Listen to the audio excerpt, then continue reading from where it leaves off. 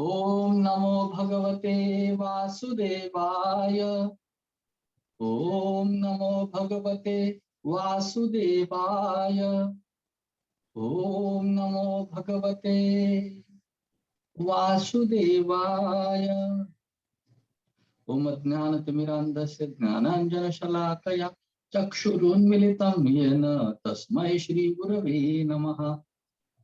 वाञ्छाकल्पतरुभ्यश्च कृपा सिन्धुभ्येव च पतितानां पावनेभ्यो वैष्णवेभ्यो नमो नमः। जय श्री कृष्ण चैतन्य प्रभु नित्यानंद श्री अद्वैत गदाधर श्रीवासादि गौर भक्तवृंद। हरे कृष्णा कृष्णा कृष्णा हरे हरे, हरे राम राम राम हरे हरे। तर आपण सर्वांचे या भगवद्गीतेच्या रविवारी प्रातःकालीन सत्संग कार्यक्रमामध्ये आम्ही हार्दिक स्वागत करत आहे. तर आपण मागच्या रविवारी पाहिलं की कशा प्रकारे भगवद्गीता जी आहे एका मोठ्या ऐतिहासिक पार्श्वभूमीवर सांगण्यात आली होती. त्याचबरोबर आपण चर्चा केली की युद्धाच्या क्षेत्री युद्धस्थळावरती का सांगितली भगवद्गीता. कारण भगवद्गीता हे वैदिक ज्ञानाचा सार आहे. जर केवळ वैदिक ज्ञान जर मंदिरात बसून किंवा झाडाखाली नदीच्या किनारी घ्यायचं असेल तर त्या ज्ञानाचा सार असलेली भगवद्गीता आपण किती शांततेत ऐकायला पाहिजे. मग अशी ही जी भगवद्गीता आहे ती युद्धामध्ये का सांगण्यात आली. आणि ते काही साधारण युद्ध नव्हतं, द्वंद्व युद्ध किंवा छोटी मोठी लढाई नव्हती. हे जागतिक महायुद्ध होतं. जगातील सर्वच बलाढ्य योद्धे एकमेकांसमोर उभे ठाकले होते युद्ध करण्यासाठी. एक ऐतिहासिक जागतिक महायुद्ध होतं. त्याच्या पार्श्वभूमीवर का सांगण्यात आलं. कारण मानवी जीवन स्वतःच एक संघर्षमय युद्ध आहे आणि इथं पावला पावलाला संकट आहेत. इथं पावला पावलाला संकट आहेत. पदम पदम यत विपदाम न तेषाम. या जगतामध्ये कोणती वेळ सुखी आहे किंवा सुरक्षित आहे असं कोणीही सांगू शकत नाही. कोणी सांगू शकत नाही. या जगामध्ये सर्वत्रच संकटांनी भरलेली परिस्थिती आहे. त्यामुळे भगवान श्रीकृष्ण जे आहे ही भगवद्गीता जी आहे युद्धाच्या प्रारंभी सांगतात. आणि आपण मागच्या वेळेला चर्चा केली की कशा प्रकारे तुकाराम महाराज म्हणतात, रात्रंदिन आम्हा युद्धाचा प्रसंग अंतर्मन बाहेरचन. रात्रंदिवस एखाद्या प्रामाणिक साधकासाठी युद्धाचा प्रसंग असतो. रात्रंदिवस युद्ध चालू असतं आपलं. आतमध्ये मन ऐकत नाही. अनेक विविध विषयांकडे मन आपलं धावत असतं. आणि दुसरं बाहेर म्हणजे जन. बाहेर लोक आपली निंदा करत असतात. कदाचित आपले नातेवाईक असतील, शेजारी असतील किंवा ऑफिसमध्ये जात असतो तर ऑफिसमधले कर्मचारी असतील, शाळेला कॉलेजला जात असतो तर तिथले विद्यार्थीगण असतील, हे सर्वजण आपली निंदा करत असतात. तर एका साधकासाठी रात्र आणि दिवस संघर्षच असतो. म्हणून भगवंतांनी ही जी भगवद्गीता आहे ती युद्धाच्या प्रसंगी सांगितली. आणि त्यात भगवंत सरळ सरळ सांगत आहेत की हे बाबांनो, तुम्ही या जगतामध्ये सुख शोधण्याचा प्रयत्न करत आहात, परंतु या जगामध्ये सुख कुठेही नाही. दुःखालयम अशाश्वतम नाप्नुवन्ति महात्मानं संसिद्धिं परमां मामुपेत्य तु कौन्तेय पुनर्जन्म न विद्यते. हे कुंतीपुत्र अर्जुना, हे जग फक्त दुःखांनी भरलेलं आहे. आलय या शब्दाचा आहे अर्थ आगार किंवा ग्रह.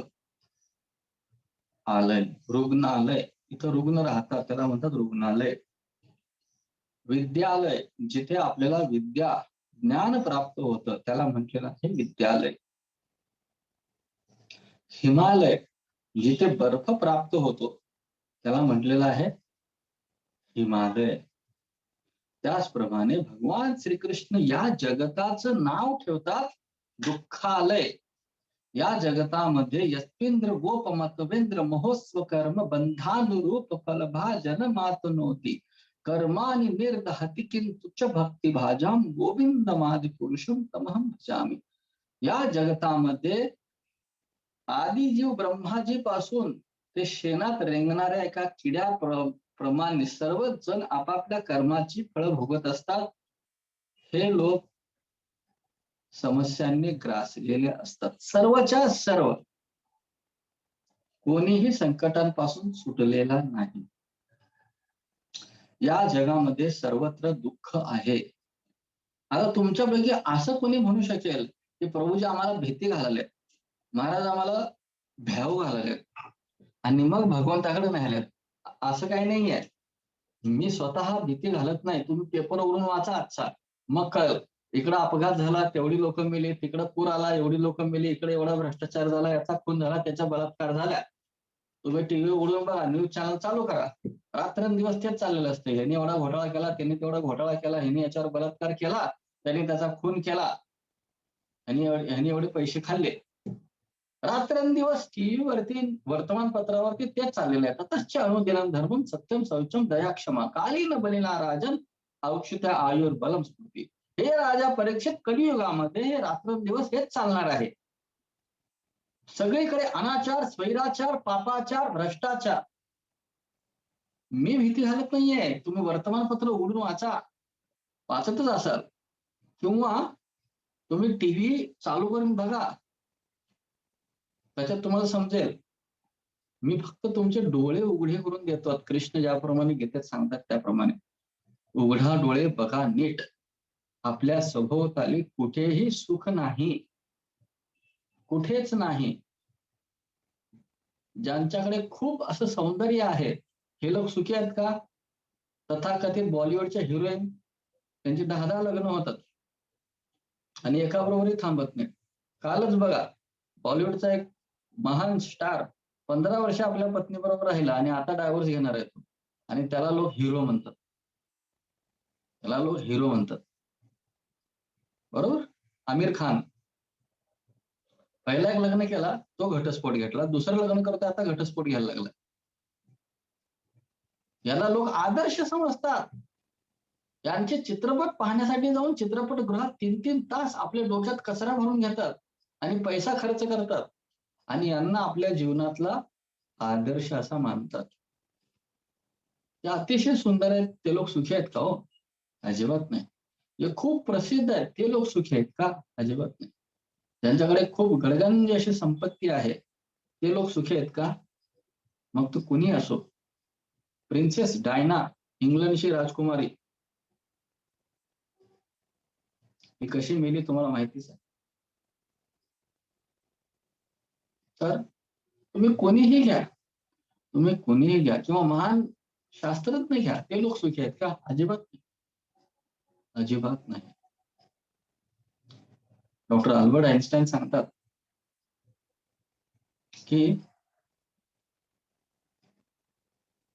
मी जे संशोधन केलंय, संपूर्ण वैज्ञानिक क्षेत्रामध्ये सर्वाधिक सर्वश्रेष्ठ वैज्ञानिक कोण असतील तर ते डॉक्टर अल्बर्ट आइन्स्टाईन. आणि ते सर्वश्रेष्ठ जगत जे ते वैज्ञानिक शास्त्रज्ञ म्हणतात, मी काहीच संशोधन केलेलं नाही. मला असं वाटतं मी समुद्र किनारी हातात काही ओंजळवर पाणी घेऊन पाणी मी इकडे तिकडे शिंपडलोय, परंतु अजून अथांग समुद्र बाकी राहिलेला आहे संशोधनाचा. हे जगत जे त्या मोठमोठ्या लोकांचे हे वाक्य आहे. सत्ता देश घ्या, कोणी पंतप्रधान असेल, राष्ट्राध्यक्ष असेल, राष्ट्रपती असेल, त्यांना भीती असते माझं सरकार पडू नये म्हणून, सरकार पडू नये म्हणून डॉक्टर अल्बर्ट आइन्स्टाईन म्हणतात बघा, त्यांचे फार फेमस वाक्य आहे, we can't solve a problem using the same kind of platform we used when we created it. म्हणजे एखादी समस्या आपण जी निर्माण होते आपल्या जीवनात, ज्या स्तरावरती जी समस्या निर्माण होते त्या स्तरावरती ती समस्या आपण सोडवू शकत नाही. आता याचा दृष्टांत द्यायचा झाला तर तो असा आहे. समजा एखादा व्यक्ती जर अत्यंत क्रोधिष्ठ झाला, रागे भरला आणि दुसऱ्याला शिव्या घातल्या रागाने, क्रोधाने, तर क्रोधाच्या स्तरावरती, तमोगुणाच्या स्तरावरती समस्या निर्माण झालेली आहे. आणि पुढच्या व्यक्तीने जर तमोगुणानेच, क्रोधाने जर प्रत्युत्तर दिलं, तर काय होतं? समस्या वाढते. समस्या वाढते. याचं एक अतिशय ज्वलंत उदाहरण म्हणजे पैठणचे संत एकनाथ महाराज. ज्यावेळेला संत एकनाथ महाराज गोदावरीमध्ये स्नान करायला गेले, त्यावेळेला एक म्लेच्छ त्यांच्यावरती पान खाऊन थुंकत होता. ईर्ष्यापोटी, क्रोधापोटी ते संत एकनाथ महाराजांचा क्रोध जागृत करू इच्छित होते आणि ते पान खाऊन थुंकायचे एकनाथ महाराजांच्या शरीरावरती. एकदा नाही, ज्यावेळेला त्यांनी एकदा थुंकले, त्याला प्रणाम केला नाथ महाराजांनी आणि जाऊन पुन्हा त्यांनी स्नान केलं. परत आले, परत त्यांनी थुंकलं. असं 21 वेळा त्यांनी थुंकलं. आणि परत नाथ महाराज गेले, 21 वेळा स्नान केलं गोदावरीचं. समस्या निर्माण झाली होती तमोगुणाच्या, क्रोधाच्या स्तरावरती, ईर्ष्येच्या पोटी. परंतु एकनाथ महाराजांनी त्याला क्रोधाने उत्तर दिलं नाही. तुला गाढवा अक्कल आहे की नाही, कळतंय की नाही, मी आता स्नान करून आलो, देवपूजेला चाललोय. तर आणखी समस्या वाढली असती. नाथ महाराजांनी अजिबात काही प्रतिक्रिया केली नाही. ते गोदावरी गंगेत स्नान केले, पुन्हा आले. असे 21 वेळा झालं. शेवटी त्या म्लेच्छ व्यक्तीला त्याची चूक उमगली आणि त्यांनी नाथ महाराजांची माफी मागितली. नाथ मला माफ करा. तर नाथ महाराज आणखी पुढे, नाथ महाराज हे संतच होते, तर ते तर आणखी पुढे ते म्हणतात, अरे असं काय बोलतोस तू, माफी करायचं? तुझ्या कृपेने मला आज गोदावरी गंगा मैयाचं 21 वेळा स्नान झालं. तू जर इतक्या वेळा थुंकला नसतास तर मी तर आळशावानी एकदाच स्नान करून निघून गेलो असतो. पण गंगा गोदावरीचं मला 21 वेळा स्नान झालं तुझ्या कृपेने. समजतंय? तर एखादी समस्या जर काम, क्रोध, ईर्ष्या या स्तरावरती निर्माण होत असेल, तर त्याला उत्तर त्या प्रकारे देऊ नये. एखादा मुलगा एखाद्या मुलीकडे कामवासनेने आकर्षित झाला किंवा मुलगी मुलाकडे कामवासनेने आकर्षित झाली, तर लगेच त्यांनी एकामेकाला त्याच भावनेत उत्तर देऊ नये. समस्या वाढतात. समजा त्या मुलीनं म्हटलं, आमच्या वडिलांना सांगू का म्हटलंय, तिने वेगळ्या भावनेत उत्तर दिलं, तर समस्या तिथंच मिटते. परंतु दोघं जर गुलू गुलू गुलू गुलू बोलत फिरायला लागले आणि एकत्र आले आणि त्यांचं मिलन झालं, तर तुम्हा सर्वांना माहिती आहे कशा प्रकारची संकट पुढे निर्माण होतात. सारांश हा आहे की ज्या चेतनेच्या स्तरावरती, ज्या भावनेच्या स्तरावरती एखादी समस्या निर्माण होते, तिथून ती समस्या सुटत नाही. त्याला आपण वेगळ्या भावनेच्या स्तरातून उत्तर द्यावं लागतं. जसं एकनाथ महाराजांनी सांगितलं. किंवा संत तुकाराम महाराजांच्याकडे एक वेश्या आली होती आणि ती तुकाराम महाराजांना प्रलोभित करू इच्छित होती. परंतु तुकाराम महाराज काय म्हणाले, की आम्ही विष्णुदास, आम्ही आमच्यासाठी हे योग्य नाही, आम्ही हे करत नाही. आणि तिला उपदेश करतात आणि तिचा उद्धार करतात. तुकाराम महाराजांनी कामवासनेने बरगटलेल्या स्त्रीला कामवासनेने उत्तर दिलं नाही. बरं झालं तू आलीस, कोण बघत नाही, बाकीच्या वेळेला कीर्तन वगैरे असतात, लोक बघत असतात, आपण जाऊ एकांतात फिरायला. कामवासनेने त्यांनी उत्तर दिलं नाही, प्रतिसाद दिला नाही, पुढची समस्या तयार झाली नाही. उलट त्यांनी भक्ती मार्गाचा तिला प्रचार केला आणि ती स्वतःच एक मोठी संत झाली. 500 वर्षापूर्वी बंगालमध्ये नामाचार्य हरिदास ठाकूर नावाचे एक संत झाले होते आणि ते रोज 192 माळा जप करायचे. म्हणजे 22 तास नामस्मरण करायचे. मग ते काहीतरी अन्न पाणी प्यायचे, त्याच्या अगोदर काहीच नाही. त्यांना पण प्रलोभित करण्यासाठी साक्षात मायादेवी आणि वेश्या सुद्धा आली होती आणि त्यांनी एकच सांगितलं, माझं नामस्मरण बाकी आहे, कृपया तू जरा थांब. आणि नंतर त्या सर्वांना त्यांनी नामस्मरणाच्या महिमेचा उपदेश केला. तर या जगामध्ये ज्या अनंत कोटी अडचणी आहेत, या अडचणी ज्या स्तरावरती निर्माण झाल्यात, कामवासना आणि क्रोधवासनेच्या स्तरावरती, तर त्या स्तरावरून आपण त्याला उत्तर देऊ शकत नाही. उदाहरणार्थ, लोभ तयार होतो. माझ्याकडे आज एवढी गंगाजळी आहे. आणखी मी एक महिनाभर कार्य केलं. मी काम केलं, इकडे इन्व्हेस्टमेंट केली, ती जागा विकली, ते शेत विकलं किंवा ह्या बँकेतनं कर्ज काढलं, लोन घेतलं, तर माझा पैसा आणखी वाढेल आणि मी असं करेन, माझा धंदा वाढेल आणि हे करेन. हे लोभापोटी होतं बऱ्याच अंशी. दुसऱ्याचं बघून येतो ना, त्याने बुलेट घेतलं तर मी पण घेणार, त्याने 4 चाकी घेतलं तर मी पण घेणार, त्याने बंगला बांधला तर मी त्याच्यावर एक माडी बांधेन. त्याने आपल्या मुलीच्या लग्नात 25 लाख खर्च केला तर मी 50 लाख खर्च करेन. असं असतं. दुसऱ्याचं बघून येतो, मग ते करण्यासाठी आपल्याला मग लोभ निर्माण होतो. आणि त्यासाठी आपण अनेक नाना विविध प्रयत्न करतो, काबाड कष्ट करतो. दुसऱ्याचं बघून. आमच्या दिराने असं केलंय बघा. आमच्या भावजाईला त्यांनी खूप छान साडी घेतली. आमच्या जावबाईला त्यांनी खूप छान हे केलंय. दुसऱ्याकडे बघून आपण ईर्ष्या करायला लागतो आणि त्यातून आपण काबाड कष्टाच्या मगरमिठीत सापडतो. कारण ज्या स्तरावरती समस्या निर्माण झालेली आहे, त्या स्तरावरून कधी ती समस्या सुटत नाही. बरोबर? आपण बघतो ना, शेजाऱ्याने गाडी आणली, मारुती 800 असेल तर हा इंडिका आणतो. याने इंडिका आणली तर हा जाऊन बलेनो आणतो. आणि ह्याने बलेनो आणली असेल, हा जाऊन एर्टिगा आणतो. एर्टिगा आणला असेल इनोवा आणतो. अशा प्रकारे गाड्यांची हुडाहुडी लागतच असते. आणि सगळ्यात वाईट एवढं वाटतंय, ज्यावेळेला दुसऱ्याची मुलं चांगली शिकायला लागलेत, इंजिनिअरिंग, डॉक्टर किंवा मेडिकल साईडला गेलेले आहेत आणि माझा मुलगा शाळाच शिकणं झालाय. एकत्रच वाढलेले. आणि इतकं वाईट वाटायला लागतंय. माझा मुलगा बिघडला आणि त्या मुलांना उगाच शिव्या देत बसतात आई-वडील. का दुसऱ्याकडे बघतात. त्यांनी शिकलं, तुला कळत नाही का? तुला अक्कल नाही का? तू अभ्यास कर की. बरोबरीची मुलं किती पुढे गेली बघ. होतंय की नाही? हे सर्वसामान्य समस्या आहेत का नाही बघा. असतात ना. बरोबर कारंडे माताचे?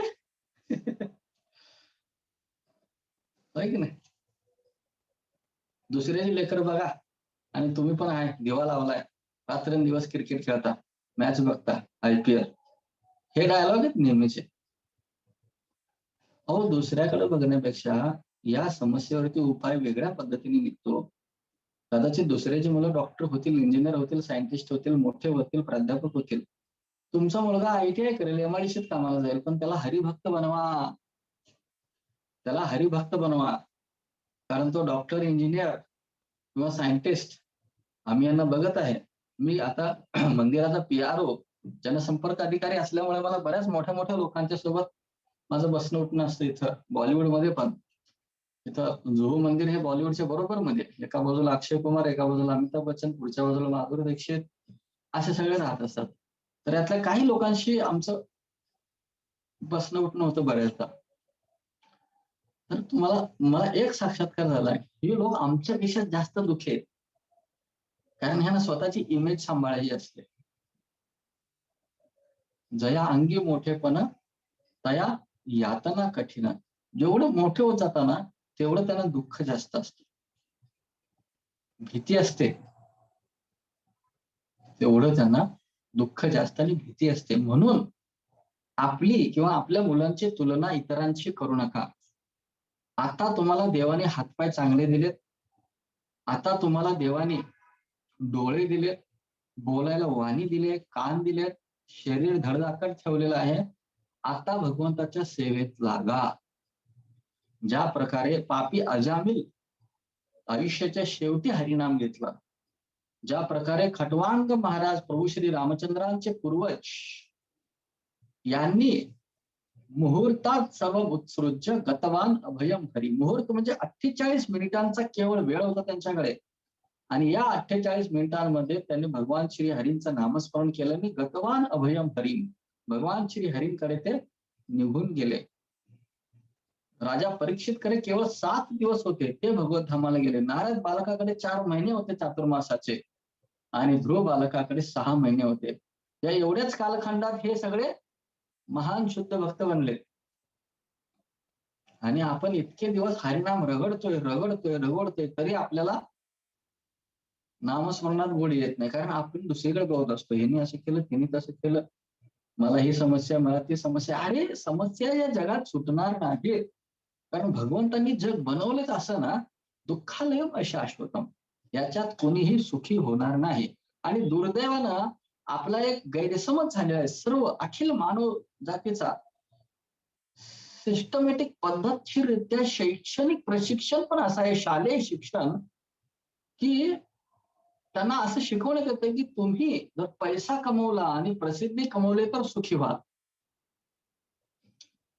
किंबहुना आपल्या सभोवतालची जाहिरात पद्धती, इलेक्ट्रॉनिक्स माध्यमं, आपले कौटुंबिक संस्कार, आपले नातेवाईकांचे संबंध आणि शाळेतील संस्कार आणि इतर ग्रंथसंपदा, या सर्वातून एकच गोष्ट आपल्याला शिकवण्यात येते, की पैसा आणि प्रसिद्धी तुम्हाला सुख देऊ शकते. आणि पैसा जर कन्सिस्टंटली यायचा असेल तर तुम्ही सरकारी नोकरी घ्या आणि त्यासाठी प्रयत्न करा. बरोबर? आणि जास्त असेल तर जास्त अभ्यास कर. आणि ते प्राप्त झाल्यावर 4 लोक तुला चांगलं म्हटले पाहिजेत, नावाजून घेतले पाहिजेत. तर हे असे गैरसमज शिकवण्यात येतात लहान मुलांना. अहो, लहान मुलांना रामायण शिकवा, महाभारत शिकवा, पंचपांडवांचा इतिहास शिकवा, त्यांना गीता शिकवा, त्यांना भागवत शिकवा, त्यांना संत तुकाराम महाराज, ज्ञानेश्वर महाराज, जगद्गुरु श्रील प्रभुपाद यांचे जीवनचित्र शिकवा, त्यांचे जीवनचरित्र शिकवा. त्यांना एक साधू बनवा, त्यांना एक वैष्णव बनवा, संत बनवा, एक आदर्श भक्त बनवा. तर ते सुखी होतील. भले ते अंगठा छाप राहू देत किंवा ते सायंटिस्ट होऊ देत, कुणी असू देत. तर ते तरच आणि तरच ते सुखी होतील. कारण या जगामध्ये सुख नाही. जसं आपण मागच्या वेळी चर्चा केली, पाण्यात तडफडणारा जो मासा असतो, तो पाण्याशिवाय जगू शकत नाही. तुम्ही त्या माशाला पाण्यातनं बाहेर काढला आणि त्याला काहीही द्या तुम्ही, pizza, pasta, veg Manchurian, Chinese noodle, burger, macaroni आणि आईस्क्रीम, तुम्ही त्याला काहीही द्या, तर तो मासा सुखी होऊ शकत नाही. त्याचप्रमाणे जीवात्मा हरिनामातून बाहेर काढला, हरिभक्तीतून बाहेर काढला, तर त्या जीवात्म्याला कसल्याही प्रकारचा पैसा, सौंदर्य, अन्न, प्रसिद्धी, सत्ता, कसल्याही प्रकारची माया त्याला सुखी बनवू शकत नाही. कारण तो माशाप्रमाणे तडफडतच राहील, जोपर्यंत हरिभक्तीत नामस्मरणामध्ये लागत नाही तोपर्यंत. परंतु दुर्दैवाने काय झालंय, आजचा अखिल मानव समाज हा मदोन्मत्त झालेला आहे. हा मद्यधुंद अवस्थेत आहे. तुम्ही म्हणाल आम्ही तर दारू पित नाही. केवळ जे नशा करतात, दारू पितात, ते लोक मद्यधुंद नाहीत. तेवढेच नाहीत. केवळ जे लोक दारू पितात, मद्यपान करतात, ते लोक मद्यधुंद आहेत असं नव्हे. शास्त्र सांगतं, शास्त्र सांगतं, ज्या लोकांना या जगात सुखी व्हायचंय, ज्या लोकांना या जगात सेटल व्हायचंय, ज्या लोकांना या जगात स्थिर स्थावर व्हायचंय आणि सगळं काही व्यवस्थित करायचंय, म्हणजे मुलांचं शिक्षण, मुलींचे लग्न, घर व्यवस्थित झालं पाहिजे आणि त्यांचं रुटीन बसलं पाहिजे, माहितीये. तर ज्या लोकांना असं वाटतंय की मी या जगात सुखी होऊ शकेन, थोडासा तरी आराम मिळेल, कम्फर्टेबल लाईफ असेल, त्या लोकांना म्हटलेलं आहे मद्यधुंद अवस्थेत. ज्या लोकांना काहीतरी बनवून दाखवायचं आहे, मी एक चांगली आई आहे, चांगला वडील आहे, आमचा एक आदर्श परिवार आहे, ज्या लोकांना असं वाटतंय त्या लोकांना म्हटलेलं आहे मद्यधुंद अवस्थेत. ते लोक नशेमध्ये आहेत. आणि नशेमध्ये पण आणखी नशा करतात. काही लोक मद्यपान करतातच. परंतु ठार मद्यपी कोण आहे? निपट व्यसनी कोण आहे? तर तो म्हणजे तो व्यक्ती ज्याला वाटते की या जगात काहीतरी सुख आहे, कुठेतरी शांती आहे. काहीतरी केलं तर माझ्या जीवनात थोडं तरी सुख येईल. माझ्या मुलीचं चांगलं होईल किंवा माझ्या मुलाचं चांगलं होईल. अशी संकल्पना बाळगणे, त्याला म्हटलेलं आहे मध्यधुंद अवस्थेत. याचा अर्थ असा नाही की तुम्ही त्यांचे कर्तव्य पूर्ण करायचे नाही. तुम्ही चुकून सुद्धा निगेटिव्ह अर्थ घेऊ नका, नकारात्मक अर्थ घेऊ नका. याचा अर्थ असा आहे की आपलं कर्म केलं पाहिजे, आई-वडील म्हणून मुलाचं संगोपन केलं पाहिजे, शिक्षण दिलं पाहिजे, त्यांना आरोग्य त्यांचं सांभाळलं पाहिजे. त्यांना जे काही हवं आहे, खायचं प्यायचं, मला आज नूडल्स खायचा, पिझ्झा खायचा, पास्ता खायचा, बनवून द्या. सगळं करा ते. आपलं कर्तव्य जरूर करा तुम्ही. परंतु हृदयातून अशी अभिलाषा बाळगू नका, की या जगात असं केल्यावर माझा मुलगा सुखी होईल. म्हणजे 12वीला जर त्यांनी 99% मार्क पाडले आणि नीट पास झाला, म्हणजे तो मेडिकलला जाईल. आज शिक्षण विकलं गेलेलं आहे. पूर्वीच्या काळी अभ्यास करून शाळेला ॲडमिशन मिळायचं. आज असं नाही. अगोदर पैसे भरतात आणि मग ॲडमिशन मिळतं. अशी बदलत गेली शाळा, असा बदलत गेला फळा. शिक्षणाच्या नावाखाली व्यापारी झाले गोळा. अहो, शिक्षणाच्या नावाखाली सगळे व्यापारी गोळा झाले. बऱ्याच ठिकाणी डिग्र्या विकल्या जातात. पैसा देखो, पैसा फेको आणि तमाशा देखो. आणि आपण मुलांना म्हणतो, "शिक तू 12वीला 99% 95% मार्क पाड आणि मी पाहिजे तर शेत विकतो तुला मेडिकलला घालतो आणि तू नीट पार कर." ते एम-बी-बी-एस करायला पुढचे 6 वर्ष. त्याची फी वेगळी आणि त्याचं हॉस्टेल वेगळं आणि त्याला चांगला मोबाईल द्यायला लागेल, त्याला चांगली गाडी द्यायला लागते, त्याला चांगले कपडे घ्यायला लागतात. आणि आपल्याला वाटतं असं केलं म्हणजे त्याचं जीवन सेटल होईल. परंतु मी सांगू तुम्हाला, मी इथं मुंबईमध्ये आरोग्य मंत्र्यालयात जात असतो. माझ्या संपर्कात मोठे-मोठे आरोग्य तज्ञ आहेत, एम-डी वगैरे त्याच्याही पुढचे न्यूरोलॉजिस्ट. कालच एका एम-डी मेडिसिनला भेटलो मी. काल मी कोविडचा सेकंड डोस घेऊन आलो. त्यावेळेला एम-डी डॉक्टर भेटले. तर ते म्हटले, "प्रभू तुमचं बरं आहे आपलं. गप जप करत बसा, प्रसाद खावा, हरिकीर्तन करा, नाचा आणि झोपून टाका." कालच म्हणतो. काल सकाळी ह्याच वेळची गोष्ट आहे. तर कोण म्हणतोय मुंबईतले 30 वर्ष प्रॅक्टिस केलेले एक एम-डी सर्जन मला म्हणतात. आणि मोठ्या मेडिकल हॉस्पिटलचे डायरेक्टर आहेत ते. मुंबईतल्या 4थ्या-5व्या क्रमांकाचं हॉस्पिटल आहे ते. त्याचे मोठे डायरेक्टर त्यांच्या अंडर खालीच 50-60 डॉक्टर आहेत. तर ते सांगत होते डायरेक्टर साहेब, "तुमचं बरं आहे आपलं हरिकीर्तन करा, हरिनाम करा, प्रसाद खावा, नाचा, प्रवचन करा, झोपून टाका. दुसरं काही कामच नाही." तर आपल्याला वाटतं असं झालं तर मुलांचं चांगलं होईल, तसं झालं तर हे बरं होईल. आमचे आमचे हे जे आहेत ते सुधरतील किंवा आमची ही सुधरेल. असं झालं तर तसं होईल आणि तसं झालं तर असं होईल. ही जी भावना ज्यांच्या डोक्यात आहे, ते लोक मद्यधुंद अवस्थेत आहेत. ते लोक नशेमध्ये आहेत. कारण या जगात कुठंच सुख नाहीये. या जगात कुठंच सुख नाहीये. तुम्हाला वाटत असेल की मी असं झालं तर सुखी होईल, तर तो रोल मॉडेल समोर घ्या. तुम्हाला वाटत असेल की माझा मुलगा जर आय-ए-एस झाला, डॉक्टर झाला तर सुखी होईल. तर ऑलरेडी आय-ए-एस अधिकाऱ्यांना तुम्ही बघा. मी त्यांच्यावर भेटत असतो बऱ्याचदा. किती बिझी असतात हे लोकं आणि किती चिंताग्रस्त असतात. महाबुद्धिमान लोक हे. परंतु किती चिंताग्रस्त असतात. हे डॉक्टर लोक. आपल्याला वाटतं की त्यांच्यासारखं मी झालो म्हणजे सुखी होईल. हीच एक नशा आहे. असं नाही. सुख कुठं आहे? जसं आपण चर्चा केली, जर तुम्हाला आठवत असेल 15व्या अध्यायामध्ये भगवद्गीतेच्या, की जो व्यक्ती आहे, तो नवरत्नाचा हार शोधत होता आणि शोधता-शोधता तो कुठे येतो? एका गटारीच्या किनाऱ्याला आणि त्याला तो हार त्या गटारीत दिसतो. आणि मग काय होतं? 1, 2, साडेमाडे 3 आणि तो त्या गटारीमध्ये उडी मारतो आणि त्याला वाटतं हार हातात आला आणि काय येतो? सगळा मलिदाच येतो गावचा. बरोबर? सगळी घाण येते. आणि अरे, असं कसं काय झालं? हार तिथंच आहे. पुन्हा 4 पावलं मागे जातो, पुन्हा त्या गटारीत उडी मारतो. तिथंच. त्याला वाटतं आता मिळेल. आणखी हातामध्ये गावचं घाणच येते. अशा रीतीने तो 10-15 कितीतरी वेळा उड्या मारतो. बाजूला एक साधू चाललेला असतो हरे कृष्णाचा. आमचं श्रीकांत प्रभू चाललेलं असतं. जप करत चाललेला असतो हरे कृष्ण, कृष्ण कृष्ण हरे हरे, हरे राम, राम राम हरे. ते हसायला लागतात. "हो महाराज, आमच्याकडे बघून हसता व्हय? तुम्हाला माहित नाही.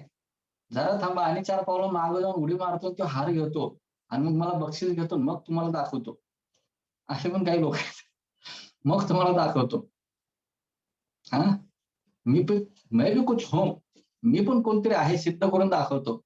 अरे म्हणतो गाढवा, तो हार त्या गटारीत नाहीये. तो हार त्या झाडाला लटकलाय बाजूच्या आणि त्याचं प्रतिबिंब त्या गटारीत पडलेलं आहे. गटारीत प्रतिबिंब आहे आणि ओरिजिनल हार त्या झाडाला लटकलेला आहे. त्याप्रमाणे सुख जे आहे ते भगवंताच्या भक्तीत वैकुंठामध्ये आहे, हरिनाम संकीर्तनामध्ये आहे, हरिभक्तीमध्ये आहे, साधू संघामध्ये आहे, हरिप्रसाद खाण्यामध्ये आहे.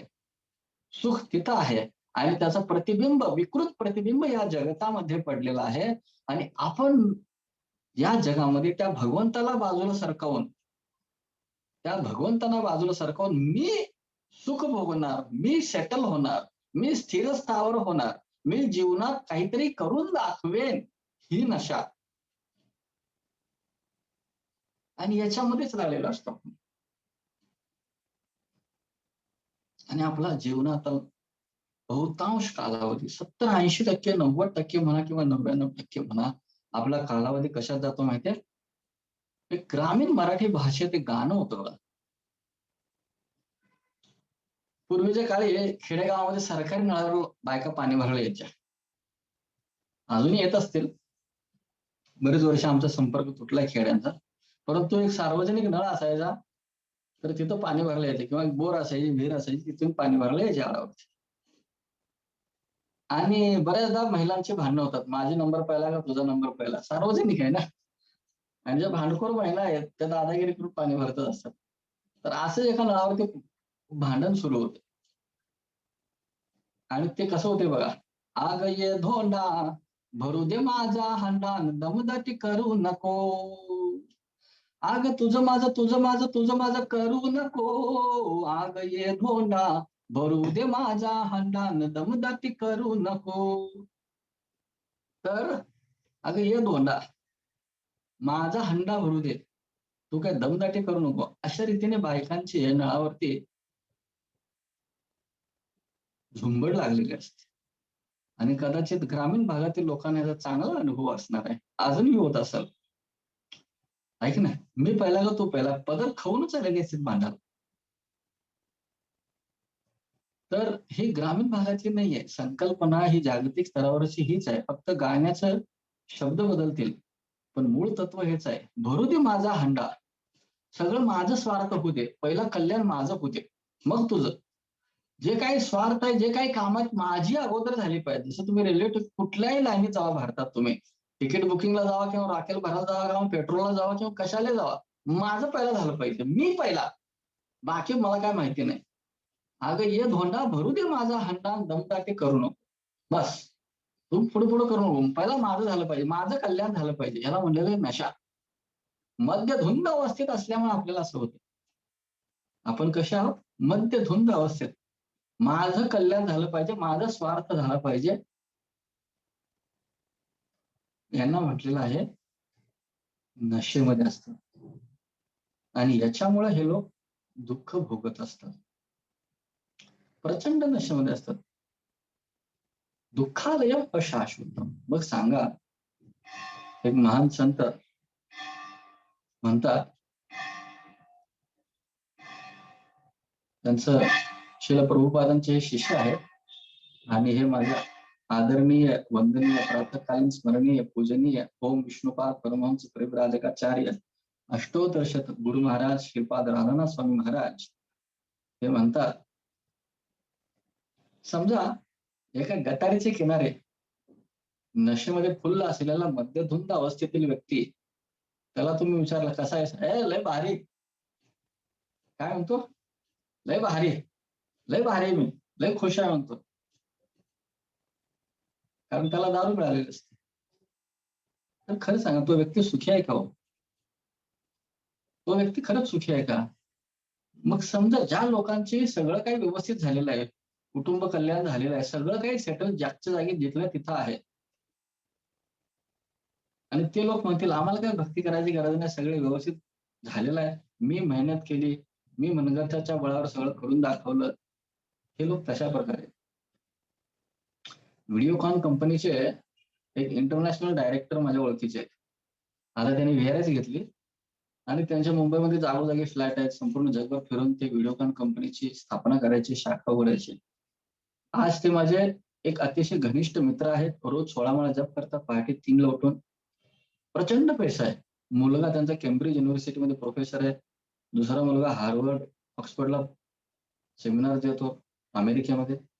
एवढं सगळं झाल्यावर त्या तिघांची मीटिंग झाली आमची, आणि त्याच्यातून एकच चर्चेचा सूर निघाला की प्रभूजी, तुम्ही जे आहे मुलांसाठी भगवद्गीता चालू करा. कारण हे सगळे शाळेचे फार मोठे मोठे शिक्षण तज्ज्ञ आहेत, जागतिक दर्जाचे शिक्षण तज्ज्ञ आहेत.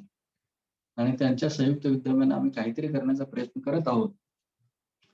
सांगण्याचा सारांश हा होता, हे जगातील सर्वात मोठे विद्वान लोक आहेत, त्यांच्याकडे काही कमी नाही आहे. मी स्वतः त्यांच्या घरी जाऊन आलो सगळीकडे. हे लोक पण भक्तीमध्ये लागतात. आणि मला अशी एक माता माहिती आहे, की रोज ₹50-60 हाजरीवर एम-आय-डी-सीत कामाला जाते. आणि हीही भक्तीमध्ये आहे. तर भक्ती करण्यासाठी किंवा सुख प्राप्त करण्यासाठी आपल्याला त्या केम्ब्रिज आणि ऑक्सफर्डच्या प्रोफेसर सारखी डिग्री लागत नाही किंवा आपल्याकडे एवढी दरिद्रता पण लागत नाही, की आपण एम-आय-डी-सी मध्ये कामाला जाऊ किंवा रस्त्यावर भीक मागू. आपण ज्या अवस्थेत असू, त्या अवस्थेत भगवंताच्या भक्तीत लागायचं. बस. ज्ञाने प्रयासमुदपास्य नमन्त एव जीवन्ति सन्मुखरितं भवदीय वार्ताम् स्थाने स्थितः श्रुतिगतां तनुवात्मनोभिर्यः प्रयाति स अजित जितोऽपि त्रैस्त्रलोक्य. स्थाने स्थिता, भगवंतांनी तुम्हाला जिथं काही जेवढं काही दिले त्याच्यात स्थिर स्थावर राहा, त्याच्यातच संतुष्टता माना, त्याच्यातच समाधान माना. तुकाराम महाराज एका वाक्यात सांगतात बघा, ठेविले अनंते तैसेची राहावे, चित्ती असू द्यावे समाधान. भगवान श्री अनंतानी आपल्याला ज्या स्थितीत ठेवलेलं आहे, ज्या घरात ठेवलेलं आहे, तिथं तुम्ही समाधान माना, चित्तामध्ये समाधान माना. कारण तुकाराम महाराजांच्या मते दरिद्री कोण आहे माहितीये? तुकाराम महाराजांच्या मते दरिद्री कोण आहे? आसुनी इंद्राची संपत्ती, संतोष नाही ज्याचे चित्ती, या नाव दरिद्री. ज्याच्याकडे इंद्रासाठी गडगंज संपत्ती आहे आणि तरी सुद्धा त्याच्या चित्तामध्ये समाधान नाही, संतुष्टी नाही, तर ह्याला म्हटलेलं आहे दरिद्री. तुकाराम महाराज म्हणतात त्याला दरिद्री. धनवान कोण आहे? जो झाडाखाली राहत असेल, झोपडीत राहत असेल, परंतु जे काही चटणी मीठ भाकरी त्याला मिळत आहे ते खाऊन तो भगवंताचं नामस्मरण करत आहे, की मला बस, आय एम सॅटिस्फाईड, मी संतुष्ट आहे, मी समाधानी, मला इथूनच हरिनाम घेऊ द्या. तर ह्याला म्हटलेलं आहे धनवान. ह्याला म्हटलेलं आहे धनवान. भाग्यवंत म्हणा तया शरण आले पंढरी राया. की त्याला भाग्यवंत म्हणा, त्याला सौभाग्यशाली, त्याला धनवान म्हणा, जो आहे त्या परिस्थितीत भगवंतांना शरणागत येतो, आहे त्या परिस्थितीमध्ये. अन्यथा लोक जे आहेत, असं वाटतं की इकडे 1 गुंठा प्लॉट घेतलेला आहे, तिकडे 2 गुंठे मुलासाठी घेऊन ठेवा, तिकडे 3 गुंठे मुलीसाठी घेऊन ठेवूया, नाहीतर इकडे फ्लॅट घेऊन ठेवा याच्यासाठी. हे काही शहाणे नाही आहेत, मला सगळं करावं लागणार. आणि काय होतं, आपण कर्ज काढतो 25-30 लाख रुपये आणि त्याचा EMI वयाच्या 60 वर्षापर्यंत भरत बसतो. आणि मुलगा जर असेल, त्याचं लग्न झालं तर तो त्याच्या बायकोचा होतो आणि मुलगी जर असेल, तिचं लग्न झालं तर ती तिच्या नवऱ्याची होती आणि तुम्ही तर ठणठण गोपाळ बसता. मी व्यावहारिक तत्वावर सांगतोय. ते परत तुमच्याकडे डुंकून बघत नाही आणि तुम्ही आयुष्यभर EMI फेडत बसता आणि शेवटी हाती ठणठण गोपाळ. आणि त्यावेळी एखादा आजार पण येतं आणि पुन्हा कर्ज काढतो आणि असंच आपण त्राही भगवान होतो. तो जेवढं दिलं तेवढं संतुष्ट मानण्याचा प्रयत्न केला पाहिजे आणि वेळ जो आहे तो कर्ज फेडण्यापेक्षा भगवंताचं नामस्मरण घेण्यामध्ये लावलं पाहिजे. अन्यथा आता हातपाय हलतात, आता तोंड चालू आहे, आता डोळ्यात दिसतंय, कानाला ऐकू येते, अशा आरामदायी अवस्थेत जर आपण हरिनाम घेतलं नाही तर म्हातारपणात कसं करणार? एका आजीबाईला आम्ही म्हटलं की जप करा, हरे कृष्ण भक्तांनी म्हटलं जप करा, मरत होते ते आणि तिला आयुष्यभर प्रचार केला तरी तिने काय जप केला नाही. आणि तिला म्हणत होतो म्हणा हरे कृष्ण कृष्ण कृष्ण हरे हरे, हरे राम राम राम हरे हरे. तिच्या तारुण्य अवस्थापासून हरे कृष्ण भक्त तिला प्रचार करत होते. तिने काय म्हटलं नाही, म्हातारपणात तिला प्रकाश पडला डोक्यात आणि म्हणले अरे हा, हरिनाम घेतलं पाहिजे. आता मरणार आहे ती त्यावेळेला, पण दात तोंडातले पडलेत. ते म्हणते आले कुठनं कुठनं आले यम आले यम आले यम यम यम आले यम. तर हरिनाम पण तोंडातून उच्चार होत नाही. बोलायचं म्हटलं तरी म्हातारपणात. तीर्थयात्रा होत नाहीत, बसता येत नाही, उठता येत नाही. हरिकथेला आपण ऐकावं म्हटलं तरी कान साथ देत नाहीत. इंद्रिय जोपर्यंत आपल्याला साथ देत आहेत, तोपर्यंत तुम्ही भगवंताच्या सेवेत लावा. ही पंचेंद्रिय भगवंताच्या सेवेसाठी आहेत. जोपर्यंत हे धडधाकट आहे तोपर्यंत त्यांना सेवेत लावा भगवंताच्या. अन्यथा ज्यावेळेस सगळं काही आपल्या हातातून निघून जातं, मुलं आपली ऐकत नाहीत, मुली आपल्या ऐकत नाहीत, आलेले सून किंवा जावई आपल्या ऐकत नाहीत, त्यावेळेस म्हातारपणात कळतं, अरे बापरे मी चूक केली. प्रभूजी सांगत होते बरोबर होतं. पण त्यावेळेस करायचं काय? दिलेला प्रसाद बी पचवता येत नाही, लगेच उलटी होते, डायबिटीज झालेली असते, गोड खाते, प्रभूजी मला गोड चालत नाही. बरोबर. मी तुम्हाला काही निगेटिव्ह सांगत नाही, लक्षात घ्या. हे वस्तुस्थिती आहे जीवनाचं, हे खडतर सत्य आहे.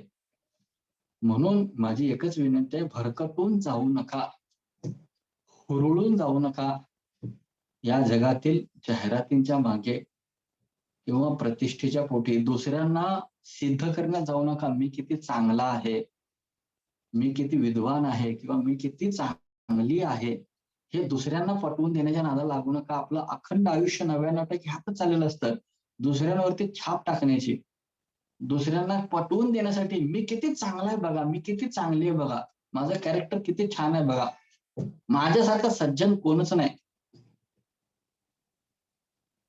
असंच असतं. अगं ये धोंडा भरू दे माझा हंडा, माझंच खरं, मीच एकदम छान आहे, याच्यासाठी आपलं अखंड आयुष्य खर्ची घालतो. अहो लोक जे आपला विचार करतायत ते करू दे. त्यांचं मन, त्यांची बुद्धी, त्यांचा आत्मा स्वतंत्र आहे. तुम्ही जे काय, मला एक जण भेटला असेल, मला म्हटलं प्रभूजी मी तुमच्याबद्दल असा असा विचार करतोय. कर बाबा म्हणलं, मी काय तुझ्या मतानुसार बदलणारा व्यक्ती नाहीये म्हणलं. तुला जे माझ्याबद्दल विचार करायचे ते कर, खुशाल कर म्हणलं. तुम्हाला अभिनेता म्हण, नाहीतर तुम्हाला खलनायक म्हण, तुला काय विचार करतोस ते तुझं मत आहे ते. मी कशाला माझं शेड्यूल तुझ्या मतामुळे बदलू. मी माझं पहाटे उठणार, अंघोळ करणार, नामस्मरण करणार, मी माझं चालू ठेवणार. तुला काय वाटतंस ते वाटू दे म्हणलं. कारण माझ्या गुरूंनी मला सांगितलेलं, तुम्हाला दुसऱ्यांना काय वाटतंय याची चिंता करू नका. त्यांना काय वाटतंस ते वाटू दे. तुम्ही तुमचं भक्तीचं कार्य करा. आणि आपले जे इमिजिएट रिलेटिव्ह असतात, जसं पती असेल, पत्नी असेल, मुलं असतील, सासू सासरे असतील, आई वडील असतील, तर यांची सेवा करा आणि भगवंतांना समर्पित व्हा. तर हेच या भगवद्गीतेचं सारे. या जगामध्ये कसल्या प्रकारचं सुख नाहीये, या जगामध्ये कसल्या प्रकारचं आराम, कम्फर्टेबल जीवन नाहीये. प्रभू श्री रामचंद्राला 14 वर्ष वनवास भोगावा लागला, खडतर वनवास. अनेक असुरांनी त्यांच्यावर आक्रमण केलं, शेवटी सीतामाईचं अपहरण झालं, त्यांना सुद्धा सुख मिळालं. त्याच्या अगोदर त्यांचे वडील पिता महाराज दशरथ महाराज यांचं आयुष्य गेलं पुत्र शोकाने. सुरुवातीला पुत्र नाही म्हणून शोक केला, मग पुत्र कामेष्ठी यज्ञ केला, पुत्र झाला श्रीराम. लक्ष्मण, भरत आणि शत्रुघ्न. पण मरताना एकही जण जवळ नव्हता पाणी पाजायला. 4 पैकी एकही मुलगा नव्हता मरताना पाणी पाजायला. त्या दशरथ महाराजांची ही घटना, जे दशरथ महाराज राजर्षी होते, ज्यांनी देवी देवतांना मदत केली युद्धामध्ये, त्या दशरथ महाराजांना एवढं दुःख मिळालं. त्याच्यानंतर त्यांच्या मुलाला वनवास, सीतामाईचं अपहरण. आणि जेव्हा श्रीकृष्णाची आकाशवाणी झाली, कंस मामा आपल्या बहिणीचा रथ हाकत होता, वराड घेऊन चालला होता. काय म्हणतात त्याला, वावर जत्रा काय म्हणतात, तो वराड घेऊन चालला होता. कंस मामा हातामध्ये स्वतः लगाम घेऊन घोड्यांना हाकत होता. लाज लाजरी ताई तू होणार नवरी, तो गाणं गात होता. तर त्यांची ताई देवकी ही नवरी झाली होती आणि तो नाचत होता लग्नात, आहे की नाही. आणि जेव्हा कृष्णाची आकाशवाणी झाली, मूर्ख कंसा, ज्या देवकीचा तो रथ हाकत आहेस तिचा 8वा गर्भ तुझा वध करेल. संपला, विषयच संपला. तिथंच देवकीची हत्या होणार होती, परंतु वसुदेवाच्या अभिवचनामुळे कंसाने तिला मारलं नाही आणि तिथून त्यांची संकटाची सुरुवात चालू झाली. ते घरी जाण्याच्या वेळी तुरुंगात गेले. आणि जसं कृष्ण गोकुळात आला तसं पूतना आली, तृणावर्त आला, आगासूर आला, बकासूर आला, प्रलंबासूर आला, हे सगळे असुर आले. नाहीतर नंद बाबा अगोदर सुखी होते यशोदामाई सोबत. त्यांना काही जास्त टेन्शन नव्हतं. तर या जगामध्ये भगवान श्री रामचंद्रांना, श्रीकृष्णालाच दुःख संपलेलं नाहीये. त्यांच्या दुःख म्हणण्यापेक्षा संकट संपलेली नाहीये. त्याला बघा कष्ट येईल. अहो कष्टम अहो अन्यायम यद दिव्यम धर्मनंदन जीवितम नारहतुम क्लिष्टम विप्र धर्म अच्युताशर. पितामह भीष्म म्हणतात पंचपांडवांच्या बाबतीत, अहो कष्टम अहो अन्यायम. अहो पंच पांडवांनी कुठलंच पाप केलं नाही आयुष्यात. धर्मनंदन, धर्मराज युधिष्ठिर महाराज तिथं होते आणि किती कष्ट त्यांना भोगावे लागले. कष्ट आणि दुःख दोन्ही सोबत येतात. परंतु कष्ट जीवनात येईल, परंतु दुःख येऊ देऊ नका. कष्ट कोणाला सुटलेला आहे? श्री रामचंद्रांना कष्ट झालं, श्री भगवंतांना कष्ट झालं, श्रीकृष्णाला, त्यांच्या आई वडिलांना, चैतन्य महाप्रभूंना कष्ट झालं, प्रभुपादांना कष्ट झालं, साधू संतांना, तुकाराम महाराजांचं कष्ट किती आहे बघा, ज्ञानेश्वर माऊलीचं कष्ट बघा. कष्ट कोणाला झालेलं नाहीये. जर एवढ्या पुण्यवान लोकांना कष्ट भोगावं लागलं तर आपण कुठल्या झाडाचा पाला? आपण तर पापीच लोक आहोत. मग काय, आपण दुःखी व्हायचं नाही. हे लोक कष्टी झाले होते परंतु दुःखी नव्हते, कारण त्यांनी सुख जे आहे ते भगवंताच्या चरणी प्राप्त केलं, भगवंताच्या नामस्मरणात प्राप्त केलं. म्हणून या जगामध्ये संकट येतील, कष्ट येईल, परंतु आपल्या हातात आहे दुःखी व्हायचं की नाही व्हायचं ते आपण ठरवायचं. सर्वांनाच दुःख आलेली आहेत. आपण ठरवायचं की दुःखी व्हायचं की नाही व्हायचं. आणि जर नसेल व्हायचं तर सर्व परिस्थितीमध्ये ज्या प्रकारे जगद्गुरु श्रील प्रभुपाद आणि इतर साधू संत तुकाराम महाराज इत्यादी हे सर्व संकटामध्ये गात राहिले, हरे कृष्ण कृष्ण कृष्ण हरे हरे, हरे राम राम राम हरे हरे. हे सर्वच स्थितीमध्ये हरिनामाचा आश्रय घेत राहिले. त्यामुळे त्यांना दुःखाने स्पर्श केला नाही. भले संकट त्यांच्यामध्ये अवाढव्य आली. मी नेहमी सांगत असतो कबड्डीचं उदाहरण, भले जसं संपूर्ण कबड्डीची टीम त्यांच्या अंगावर बसली तरी ते म्हणत राहिले हरे कृष्ण. त्यामुळे ते नॉट आउट राहिले आणि आज शेकडो वर्षांनी त्यांचं नाव घेतोय आपण. त्यामुळे ते खेळातनं आऊट झाले नाही. का? कारण ते नामस्मरण चालू ठेवलं. तर दुःख येईल, संकट येईल, कुणीही असो, त्याला येणारच आहे. हे जगच असं बनवलंय. हे बनवतानाच बनवलंय. तुम्ही काहीही करा, दुःख हे संकट येणार. चॉईस आपली आहे. आपण दुःखी व्हायचं की सुखी व्हायचं हे आपण ठरवायचं आहे. सुख जे आहे ते केवळ भगवंताच्या चरणी. तुका म्हणे माझे हेची सर्व सुख, पाहिन श्रीमुख आवडीने. आणि आपल्याला जर भगवंत नको आहे तर आपण मग दुःखी होतो. ज्याला भगवंत नको आहे तो दुःखी होतो आणि ज्याला भगवंत हवेत तो दुःखी होत नाही. हा, भले त्याच्या जीवनात अनेक अडचणी येतील परंतु तो कधी दुःखी होत नाही. तो नेहमी सुखी राहतो. प्रत्यक्ष अवगमन धर्म्यम सुसुखम. प्रचंड सुख त्याला हरिनामात आणि हरिकथेत मिळतं. हरे कृष्ण कृष्ण कृष्ण हरे हरे, हरे राम राम राम हरे हरे. धन्यवाद. कुणाचा काही प्रश्न असेल तर विचारू शकता. हरे कृष्ण. तर जर कुणाचा काही प्रश्न असेल तर कृपया त्यांनी हात वरती करा, त्यांना अनम्यूट केलं जाईल, किंवा तुम्ही चॅट मध्ये पण तुमचे प्रश्न टाकू शकतात. ब्रिजेश जोशी. हा जोशी साहेब, व्हिडिओ चालू करा, बोला. हरे कृष्णा प्रभूजी. हरे कृष्णा. प्रभूजी, एक असा प्रश्न विचारायचा आहे की नारायण नागबळी आणि काही तत्सम कर्मकांड जी करायची असतात तर ती करायची असतात का? तर कर्मकांडांना अंत नाही. संपूर्ण वेद हे कर्मकांडाने भरलेले आहेत. अनेक प्रकारचे कर्मकांड वगैरे असतात. भागवतामध्ये 8व्या स्कंदामध्ये शुक्राचार्य असुरांचे गुरु शुक्राचार्य सांगतात, सर्वम करोति निश्चिद्रम अनुसंकीर्तनम तव. याचं स्पष्टीकरण असं आहे की या जगतामध्ये आपण एखादं नारायण नागबळी कालसर्पयोग असेल तर अशा गोष्टी जर आपण करायला गेलो तर त्याच्या काही अटी आहेत. त्याला शुद्ध ब्राह्मण पाहिजे. ज्या ब्राह्मणाने कधी आयुष्यात चहा पिला नसेल, ज्या ब्राह्मणाने कधी आयुष्यात कांदा लसूण खाल्लेला नसेल, आणि ज्या ब्राह्मणाने कधी आयुष्यात 4 नियम तोडले नसतील, मांसाहार, नशा, जुगारणी, व्यभिचार, आणि जो ब्राह्मण अधिकृत गुरु शिष्य संप्रदायातून दीक्षित झालेला असतो, अशा ब्राह्मणाकडून हे संस्कार करायचे असतात. शिवाय जे संस्काराची सामग्री आहे, तूप, घी आणि इत्यादी जी सामग्री आहे ती सगळे शुद्ध प्रकारे असावी लागते.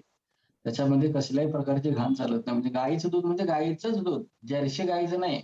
जर्सी गाय म्हणजे डुक्करच आहे दुसऱ्या प्रकारचं.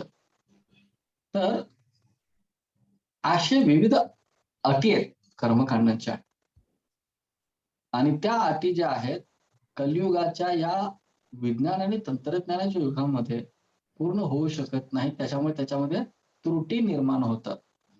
कारण गाईचं दूध मिळतच नाही, तुम्हाला जर्सी गाईचं घ्यावं लागतं. ब्राह्मण एवढा शुद्ध ब्राह्मण आणायचा कुठनं, असं होतं.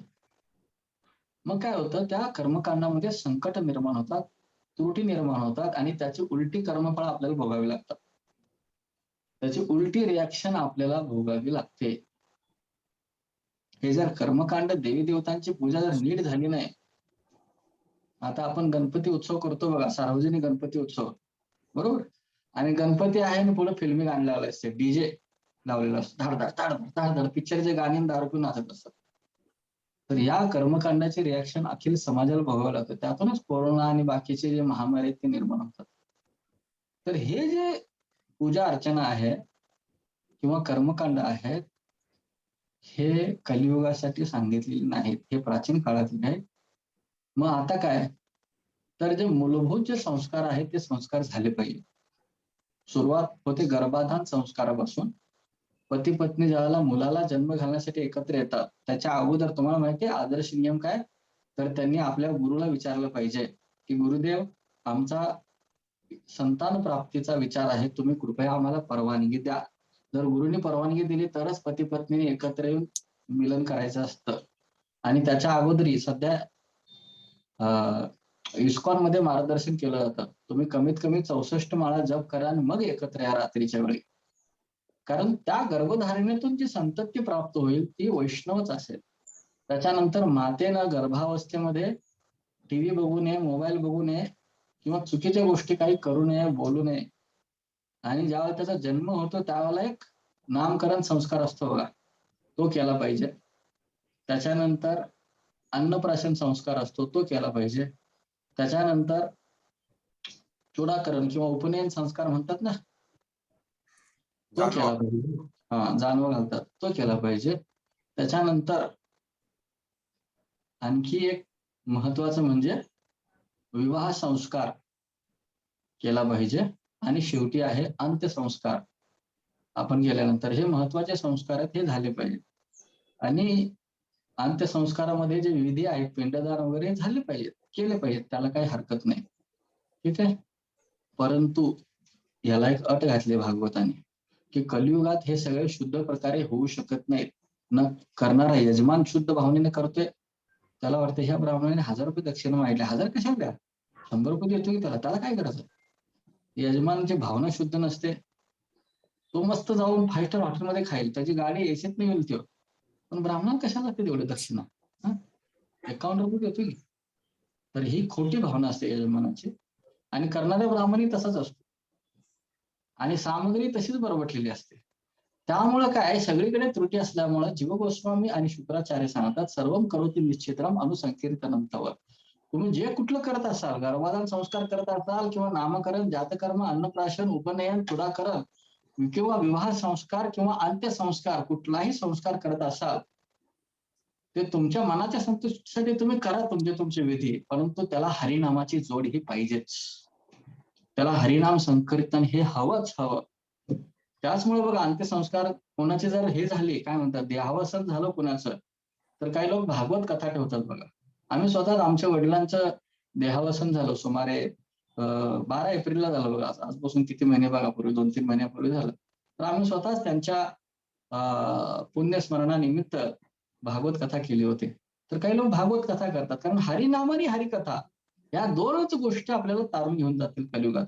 बाकीच्या सगळ्या गोष्टी बरबडलेल्या असतात. म्हणून हे सगळे संस्कार, मूलभूत जे 16 संस्कार आहेत ते केले पाहिजेत, आणि त्याच्याबरोबर पण त्याला जोड हरिनामाची पाहिजे. आता आमच्या वडिलांचं देहावसन झालं, ते शरीर सोडत असताना मी त्यांच्या जवळच होतो. माझ्या मांडीवरच त्यांनी शरीर सोडलं.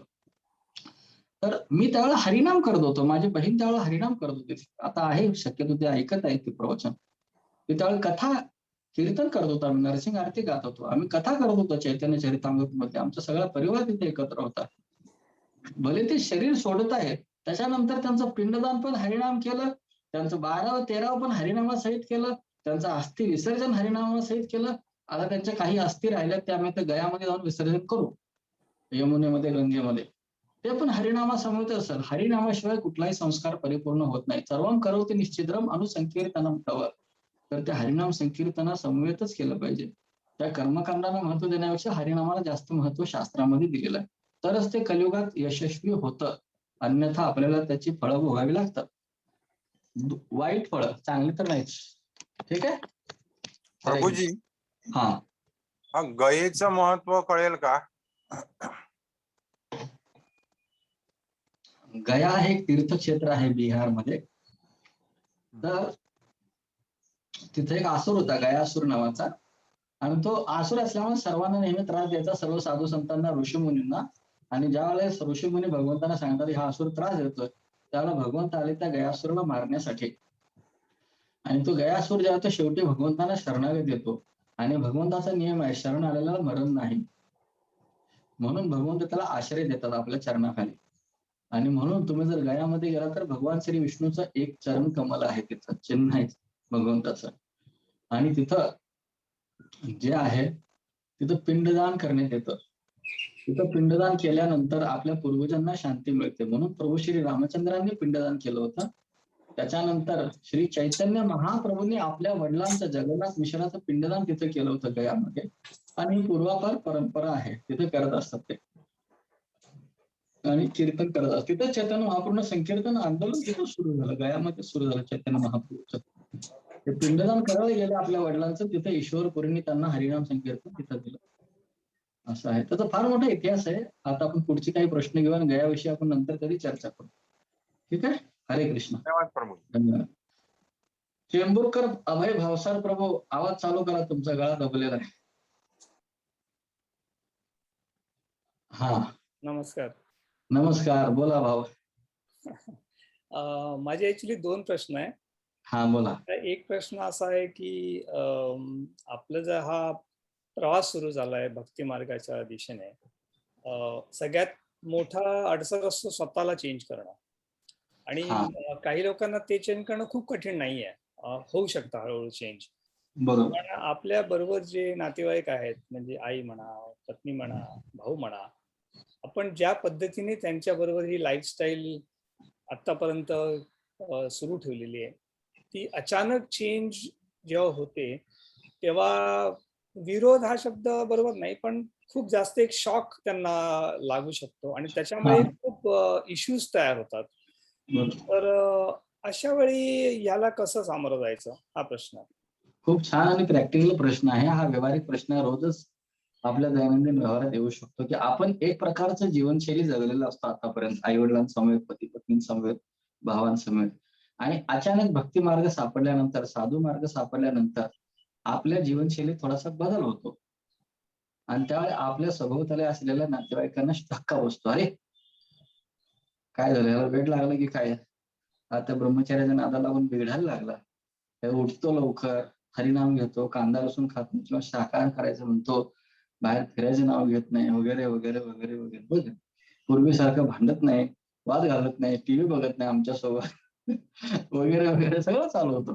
म्हणजे पूर्वीचा अभय राहिलेला नाहीये आता. सर्वसाधारणपणे असे सर्वांचे गैरसमजूत व्हायला लागते. तर ह्याच्यात 2 गोष्टी आहेत. तर सर्वप्रथम घरातील एक कर्ता पुरुष म्हणून, किंवा आपलं जे काही रोल असेल, धाकटा भाऊ असो, मोठा भाऊ असो किंवा मुलगा असो, तर आपल्याला जे काही जबाबदारी दिलीत, आई वडिलांची सेवा एक मुलगा म्हणून जे करायचं आहे, त्यांना जे अपेक्षित आहे तेवढे कर्तव्य म्हणून जबाबदारी आपण केली पाहिजे. म्हणजे त्यांना दवाखान्यात घेऊन जायचं आहे, त्यांना जे काही औषधं लागत आहेत ते आणून द्यायचं आहे, त्यांना जे काही खायचं आहे, प्यायचं आहे किंवा परिधान करायचं आहे, त्यांना जे सेफ्टी पाहिजे ती आपण दिली पाहिजे. आपल्याला जे काही आपलं कर्तव्य म्हणून आलेलं आहे आई वडिलांप्रती, पत्नीला काय पाहिजे, तिला लव, केअर आणि अटेन्शन पाहिजे. तिला प्रेम पाहिजे, तिला वाटलं पाहिजे की पती माझी काळजी करतोय.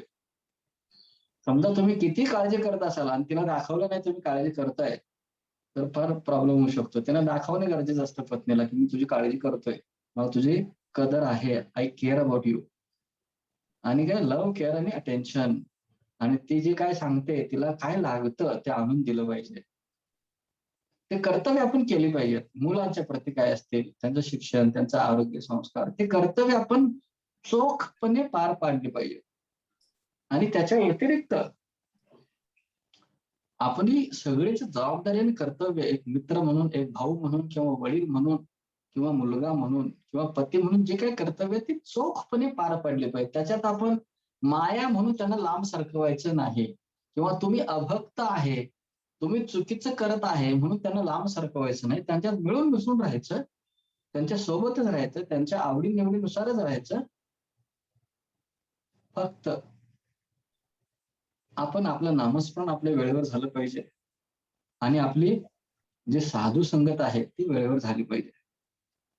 मूळ म्हणजे समस्या कुठं निर्माण होते, ज्यावेळेला आपण हरिमार्गाला लागतो, भक्ती मार्गाला, त्यावेळेला आपण म्हणतो ही सगळी माया आहे, हे काय बरोबर घेऊन जायचं नाहीये. हे आई वडील, पती पत्नी, गणगोत जे आहेत हे आपल्याला मायेत टाकणारे आहेत. मग आपण काय करतो, काही जबाबदारी त्यांच्याकडे दुर्लक्ष करायला लागतो. असं नाही. आपण जर आमच्याकडे ठाम विश्वास आणि अनुभव आहे गेल्या 20-22 वर्षाचा, आपण जर आपल्या जबाबदारी पत्नी म्हणून, पती म्हणून, मुलगा म्हणून किंवा आई वडील म्हणून जर आपल्या जबाबदारी आपण पार पाडल्या चोखपणे, त्यांना जसं हवंय तसं त्यांच्या गरजा जर पूर्ण केल्या, तर ते लोक तुमच्या इंडिपेंडन्स मध्ये म्हणजे तुमच्या स्वातंत्र्यामध्ये आडे आणत नाहीत. तुम्हाला जे करायचे ते करायला ते सोडतात मोकळं. समजतं मी काय म्हणतो? समस्या कुठे होते, आपण त्या जबाबदाऱ्या कधी चालढकल करतो, पुढे मागे करतो, त्यावेळेला समस्या निर्माण होते, क्लॅशेस निर्माण होतात.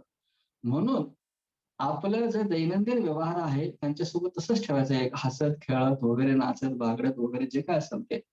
फक्त त्याला सांगायचं की आपल्या सगळ्या जबाबदाऱ्या जर पूर्ण झाल्या असतील, तर सांगायचं की मला सकाळी थोडंसं लवकर उठावं लागतं. मी हे करत आहे. आणि ज्यावेळेला आणि ही एका दिवसात होत नाही साहेब. त्याला थोडीशी कन्सिस्टन्सी लागते. काही काळ जावा लागतो. ज्यावेळेला मी हरिनाम चालू केलं होतं, कदाचित माझी बहीण इथं असेल आता माहित नाही म्हटलं नाही का. मी ज्यावेळेला हरिनाम आणि हरिभक्ती चालू केली, काय वेड लागलं, डोक्यावर परिणाम झाला याच्यामध्ये. पहाटे 3ला उठतो, जप करतो, असं करतो, तसं करतो, कांदा लसूण खात नाही. परंतु ज्यावेळेला त्यांनी कन्सिस्टंटली वेळलं, 1 वर्ष गेला, 2 वर्ष गेला, 3 वर्ष गेला, हा करतच आहे. मग त्यांना पटलं की बाबा हे जे करतोय ते बरोबर आहे. वेळ लागतो ह्या गोष्टींना. परंतु याच्यामध्ये कसं आहे, सर्वप्रथम सर्वात पहिल्यांदा आपल्याला केअरफुल राहायचे, ते आपल्या ड्युटी बद्दल, आपल्या कर्तव्याबद्दल त्या करायचे आणि आपलं कन्सिस्टन्सी चालू ठेवायचे. आपली जे सातत्य आहे हरिनामातलं आणि साधू संघातलं हे चालू ठेवायचं आहे. आणि ह्या 2 गोष्टीमुळे ना त्यांच्यामध्ये बदल होतो, की बाबा नाही अभय जे आहे ते काही चुकीचं करत नाहीये. बरेच दिवस झालं करायला तो खरंच दृढनिश्चयाने लागलेला आहे. आणि त्यांना कळतं की अरे माझ्या सगळ्या जबाबदारी मला जे पाहिजे ते सगळं आणून देतोय तो. आमचे सगळे कर्तव्य तो करत आहे आणि करत करत ते सगळं करत आहे. एक दिवस तुमचा हेवा त्यांना वाटेल. माझी बहीणच परवा मला म्हणाली, सगळ्या गीता कोर्स ऐकल्यानंतर, "बरं झालं तू गेलास हरे कृष्ण. मला फार बरं वाटलं" म्हणे. तर हे किती वर्षांनी म्हणाली ती असं. त्याला फार वेळ लागतो आणि त्याला एकतर आपल्या जबाबदाऱ्या पूर्ण कराव्या लागतात आणि कन्सिस्टन्सी लागते साधनेमध्ये. ह्या दोन्ही गोष्टी लागतात. त्याच्यामुळे होईल ते. एक दिवस होतं, लगेच होत नाही सर. ठीक आहे? आणि अजून एक छोटासा प्रश्न, एकदम वेगळा प्रश्न आहे हां, बोला. की आपल्या आता कलियुगमध्ये 5,000 काहीतरी वर्ष कंप्लीट झालेली आहेत आणि हं. आपण बघितलंय की ते किती चेंज झालंय आणि अजून काहीतरी पुष्कळ लाखो वर्ष अजून बाकी आहेत. तर शिल्लक ह्याचं आहे. पुढे काय, मला तर कल्पना नाही करत काय होऊ शकेल पुढे. जसं जसं ततश्च अनुदिनं धर्मं सत्यं शौचं दया क्षमा कालेन बलिना राजन.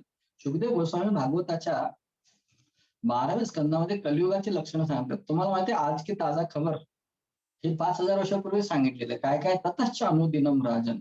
दररोज दिवसेंदिवस काय काय होईल? सत्यम शौचम दया क्षमा. सत्य, शुचिर्भूतता, स्वच्छता, दया ह्या गोष्टी कमी कमी होत जातील. बघा पूर्वी कसं व्हायचं, एखादं कुठलं तरी जनावर मारलं जायचं, पण आता कत्तलखाने इलेक्ट्रॉनिक झाले. शेकडो मूक प्राण्यांची हत्या केली जाते. शेकडो मूक प्राण्यांची हत्या केली जाते. दिवसेंदिवस हे वाढत चाललेलं आहे. इलेक्ट्रॉनिक अजब इलेक्ट्रॉनिक मेथड गायीचं धार काढण्यासाठी माहितीये, तुम्ही बघितलं असेल युट्यूबवरती ते. अहो ते किती अत्याचार आहे गायींवरती, मुक्या प्राण्यांवरती. दिवसेंदिवस हे प्रमाण वाढतच चाललंय, वाढतच चाललंय, वाढतच चाललंय. आणि हे कलियुगाचं लक्षण आहे. पुढे सांगितलंय स्त्रीत्वे पुंसत्वेहि रती स्वीकारेच उवाहे, की स्त्रीचं स्त्रीत्व आणि पुरुषाचं पुरुषत्व कशात आहे, किती ते मैथुनाचा आनंद घेतील ह्याच्यावरतीच आहे. आणि जर स्त्री पती पत्नीने एकामेकाला सुख दिलं नाही तर त्यांचा घटस्फोट होतो. हे तुम्हाला चांगलं माहिती आहे, तुम्ही पेपर वाचता, समाजामध्ये तुम्ही आहात, त्यांचा घटस्फोट होतो. आणि काय विपरीत सूत्रमेव ही, आणि जर कोणी एखाद्याने असं जानवं घातलं चाराने जर, तर तो झाला ब्राह्मण. त्याच्यात लक्षण आहेत की नाही सांगता येत नाही.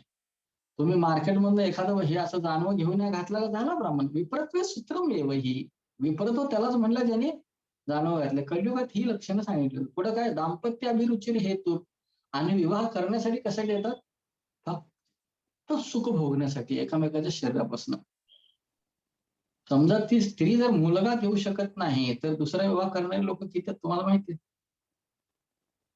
हे अगोदर सांगितले दाम्पत्य अभिरुची हेतू मायेव व्यवहारिके. आणि धंद्यामध्ये किती फसवणूक होते हे तुम्ही मुंबई शहरात राहिलेत तुम्हाला माहिती आहे. सगळीकडे चालू आहे. मायेव व्यवहारिके, खोटं बोलल्याशिवाय धंदाच होत नाही. पुढे काय दूर्य वारेयनम तीर्थम लावण्यम केशधारणम. आणि तीर्थस्थानाला लोक म्हणतील डबकाय पाण्याचं आहे की नाही. आपण चंद्रभागेला जातो पंढरपूरला आणि आपल्याला घाण दिसते. चंद्रभागा नदी गंगा आहे हे विचार करत नाही, परंतु तिथं घाण जास्त बघतो आपण. दुसरं पुढं काय दूर्य वारेयनम तीर्थम लावण्यम केशधारणम. आणि कशा प्रकारची केशधारणा करतो त्या प्रकारचं आपलं सौंदर्य होतं. माझा एक मित्र मला पुण्यात भेटला, न्हावी होता तो, आणि त्याचा धंदा पूर्वी व्यवस्थित चालला नव्हता. आणि काही महिन्यांनी वर्षाने मला भेटला आणि गाडीच घेऊन आलता. प्रभूजी गाडीची पूजा करा म्हणलं माझ्या. अरे गाडी कशी काय, तुला खायला आणलं नव्हतं म्हणलं. प्रभूजी मी आता हेअरस्टाईल कंपनीत लागलोय म्हणलं. ट्रान्सप्लांट करतात ना, म्हणजे टक्कल असेल तर त्याच्यावर केस कसे उगवायचे, आर्टिफिशियल कृत्रिम केशारोपण. आणि म्हणलं केस जर आले तर अर्धे केस काळे करायचे आणि अर्धे केस पांढरे ठेवायचे थेरपी म्हणले. आणि ते लांबडे केस कुरळे करायचे आणि कुरळे केस लांबडे करायचे. आणि अर्धे केस 25% काळे, 25% निळे, 25% हिरवे, असा नमुना बघितला मीरा रोडच्या समोर मी. त्याचा सप्तरंग होता त्याच्या केसांमध्ये. तर हे सगळं करायला एकेका थेरपीला 40-40, 50-50 हजार रुपये खर्च आहे. आणि ते महिनाभरात बदलतात, पुन्हा येतात ते. अशा रीतीने आमचा धंदा फार जोरात चाललाय. तर लावण्य केशधारणम अगोदर सांगितलंय, हे अगोदरच घटत चाललंय दिवसेंदिवस. आणि काय राजन्य दस्यु धर्मभी. आणि जे राज्यकर्ते आहेत ते प्राय लुटारूच असतात. तुम्ही बघा आजचे पेपर उघडून बघा, हे शुगर मिल, ते शुगर मिल, हा घोटाळा, तो घोटाळा, असं तसं, महिन्याला 100 कोटी रुपये पाहिजेत. तर तुम्ही उघडून बघा सगळीकडे. आम्ही कुठल्या पक्षाचा पुरस्कार नाही करत, परंतु सगळे सारखेच आहेत. दस्यु राजन्य दस्यु धर्मभी, राजे लोक हे दस्यु लुटारूच आहेत. आणि पुढे काय दुर्भिक्ष कर पीडित. आणि सगळी जनता कशी आहेत, कर पीडित. टॅक्स, जीएसटी, सेल्स टॅक्स, किती प्रकारचे टॅक्स आहेत, इन्कम टॅक्स. कर पीडित अनावृष्ट विनश्यंती दुर्भिक्ष कर पीडित. शाक मुलामिष क्षौद्र फल पुष्पादिष्ट भोजन. खायला अन्न पण मिळणार नाही कालांतराने. हे कलियुगाचे पूर्वीचे लक्षण आहेत. आता आहेत की नाही ते, आता आहेत की नाही हे 5,000 वर्षापूर्वी भाकीत केलेलं आता होतंय की नाही, व्हायला लागलंय हे, होतंय की नाही. तसा प्रकार आहे. आणि इथून पुढे हे वाढत जाणार आहे साहेब. म्हणून म्हणतो आता कदाचित तुम्ही 40-45 असाल, काय आपलं वय 50. अजून किती राहिले, जास्त जगले तर 50 असशील, बरोबर. तुम्ही 87 व्हाल अशी मी प्रार्थना करतो. परंतु कशाला 50च्या पुढे राहायचं, आपण चला जाऊ वैकुंठाला. आपल्या सगळ्या आई वडिलांना, पती पत्नी सगळ्यांना घेऊन चला, सर्वांना घेऊन चला. फक्त 2 गोष्टी करा तोपर्यंत, कन्सिस्टन्सी ठेवा. काही लोकांना आवडणार नाही तुमची सध्याची भक्ती, थोडी कन्सिस्टन्सी ठेवा आणि तुमची कर्तव्य करा. म्हणजे काय होईल, कालांतराने ते स्वीकार करतील. ठीक आहे. हरे कृष्ण. धन्यवाद.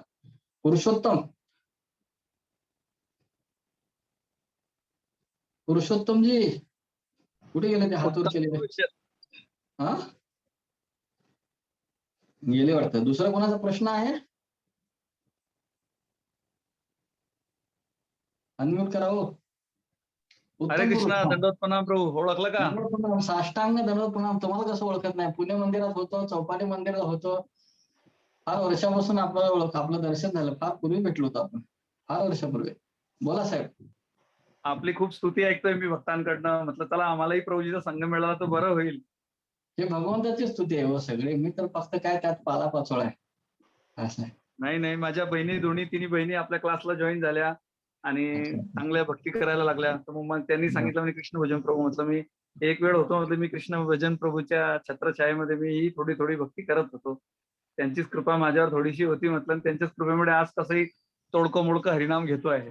हरे कृष्ण. हरे. कुठे असता आपण प्रभूजी आता? मी जळगाव जिल्ह्यात असतो प्रभूजी, गावी वा असतो. वा. अच्छा, गावी असतात. तिकडे काय करतात आता? आमचा छोटासा मिरचीचा व्यवसाय, मिरची मसाल्यांचा. अच्छा, मिरचीवाले.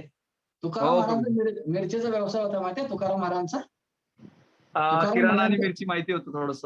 हा, तुकाराम महाराजांची पत्नी फार रागवते. काय करतात बसून, उठा सूट आणि हरिनाम कूट. दुसरं काय समजत नाही तुम्हाला? काम न धंदा ना हरी गोविंदा. जा उठा, काम धंदा करायचा. 2 पोरं आहेत म्हणते. आवडाबाई म्हणते त्यांची पत्नी. तुकाराम महाराज मिरचीचं दुकान लावतात. आणि काय होते, सगळे लोक उधारीवर घेऊन जातात. आता देतो, उद्या देतो, परवा देतो, आणि 1 रुपया हातात येत नाही. सगळं उधारीवर माल जातो. शेवटी त्यांची पत्नी घरात आल्यावर फार भांडण होते. गृहमंत्री जर चिडले तर काही होऊ शकतं तिथं. मग पांडुरंग शेवटी दया येते तुकाराम महाराजांवरती, हातात छडी घेतात आणि ते ज्यांच्याकडे उधारी असते ना त्यांच्या घरी जातात पांडुरंग आणि म्हणतात, मी तुकारामाचा हे आहे, मुनिमजी आहे, आणि त्याचे पैसे पहिला द्या म्हणतात, नंतर या काठीने हाणेन म्हणतात, आणि सगळ्याकडचे उकळून आणतात पैसे आणि तुकाराम महाराजांच्या पत्नीच्या हातात येतात. हे बघा तुकाराम बुवाने दिलेली उधारी म्हणतात. चांगला आहे, तुम्ही तुकाराम महाराजांचा धंदा करतात मिरचीचा, चांगली गोष्ट आहे. आणि कधी आलो जळगाव साईडला तर आपण भेटू तिकडं. कारण आम्ही कसं आहे, आम्ही ट्रेन मधून जात असतो. पुण्याहून गेलो पहिल्यांदा जळगाव, भुसावळ, बुरहानपूर, भोपाळ असे भुसावळच राहतो सगळे. प्रभूजी आम्ही, भुसावळ जवळ राहतो. हो का? हा, भुसावळ आम्हाला प्रसाद येतो मध्ये आधी तिथून. तुम्हाला फोन करेन प्रभूजी मी प्रसाद. बऱ्याच चौपाटी आणि जुहू मंदिराच्या भक्तांचा प्रसाद मी देत असतो. बऱ्याच भक्त मला चालेल. फोन करत असतात स्टेशनला येऊन. हा हा, चालेल. तुमचा नंबर मला द्या, आम्ही तुम्हाला. मी तुम्हाला- याच्यात चॅट बॉक्स मध्ये टाकतो प्रभूजी. हा चालेल. चॅट बॉक्स मध्ये टाका. आणि म्हणजे मी तुम्हाला प्रसाद लागेल तर सांगेन ह्याला काही भुसावळला. प्रश्न नाही. चौपाटी मंदिरात जेही ब्रह्मचारी आहेत ना प्रभूजी, ते नेहमी मला सेवा देतात. जुहूचे बी आपले रेवती रमण प्रभू पासून सगळे बरेच भक्तांचा, गुरु महाराज पासून संन्यासांचाही प्रसाद. मला फार बरं वाटलं तुमचं दर्शन घेऊन. बऱ्याच वर्षांनी भेटतो. नाही असं नको बोला प्रभूजी. अरे तुमच्या कृष्ण. छत्रछायामध्ये कुठेतरी तोडकी मोडकी भक्ती केली आहे मी. नाही, चांगली गोष्ट आहे. आपण संपर्कात राहू प्रभू. आपले एक क्लासेस चालू राहणारच आहेत ना? ठीक आहे, हो. आपण संपर्कात एक राहू. छोटासा प्रश्न होता प्रभूजी. विचारा. उत्साह कमी होऊन जातो भक्तीमध्ये. हा, चांगली गोष्ट आहे. होतो कमी. का माहितीये का? कारण तशा प्रकारचा संघ आपला नसतो. साधू संघ असेल तर उत्साह मेंटेन राहतो, आणि साधू संघ नसेल मग परिवारात असतो, घर परिवारात असतो, तिथल्या प्रकारचा संघ मिळतो. त्या गोष्टी जशा प्रकारचा संघ असतो ना तशा प्रकारचा उत्साह आपल्याला मिळतो. अमेरिकेला प्रभुपाद गेल्यानंतर तिथं गांजा, दारू, चरस पिणारी लोकांनी प्रभुपादांचा संघ केला, आणि प्रभुपाद महाभयानक उत्साही वयस्क व्यक्ती, त्यांच्या संगतीत आज ते लोक संन्यासी झाले, गुरु झाले, जीपीसी झाले. तर संगतीचा परिणाम आहे. तुम्ही नेहमी सत्संग करा. आपले इस्कॉनचे हरे कृष्ण चॅनलवरती अनेक सत्संग चालतात, किंवा आपले सत्संग चालू आहेत, तर या सत्संगामध्ये राहा. उत्साह आपोआप मेंटेन राहतो. तसा संघ तसा रंग. लक्षात ठेवा. दारुड्याचा संघ केला तर दारू प्याल, आणि उत्साही भक्ताचा संघ केला तर उत्साही व्हाल. आणि तुम्ही, मला माहिती आहे, फार उत्साही सेवा करत कित्येक लोकांचा प्रसाद बनवला, शेकडो लोकांचं. तुम्ही फार उत्साही व्यक्ती आहे. तुम्ही थोडं डिस्करेज होऊ नका. तुमच्यामध्ये भरपूर शक्ती आहे, मला माहिती आहे. ठीक नाही आहे. प्रभू, माया खूप प्रबळ आहे प्रभूजी. माया खूप हो, त्रास आणि देते. आहे. त्यामुळे साधू संघामध्ये राहा तुम्ही. हा, ठीक आहे प्रभूजी, भेटत राहू. हो, तुमचा नंबर, धन्यवाद प्रभू. येस तुमचा नंबर देऊन ठेवा. हा, पुढचा प्रश्न बुरानपूरचे माताजी. हा, तो माझी बहीण आहे प्रभूजी. अच्छा, माझी तुमची बहीण लहान आहे? बहीण आहे, सगळी लहान बहीण आहे. अच्छा. हरे कृष्ण माताजी, धन्यवाद प्रणाम. मी बघतो तुम्ही रोज असतात ते. धन्यवाद प्रणाम. मला माहित नव्हतं. प्रभूजी खूप प्राऊड फील होते आज. का हो? हो, म्हणजे मी माझी दोघी बहिणी, माझा भाऊ आणि साक्षात तुम्ही, मला खूप प्राऊड फील होते प्रभूजी. मी व्यक्त नाही करू शकत आहे प्रभूजी. खूप खूप खूप धन्यवाद. प्रॉब्लेम्स आहे प्रभूजी तिच्या लाईफ मध्ये, खूप प्रॉब्लेम्स आहे. हो का? भगवान श्रीकृष्ण ते प्रॉब्लेम दूर करतील. तुमचे भाऊ एक खूप चांगले भक्त आहेत. मी त्यांना आज नाही ओळखत, 12-15 वर्षापासून त्यांना ओळखतोय. मी पुण्यात होते, चौपाटीला होते, कित्येक भक्तांचा ते प्रसाद बनवायचे आणि 200-300 लोकांचं जेवण बनलं ना, एकदाच बनवतो आचार्य 2 दिवस झोपतो.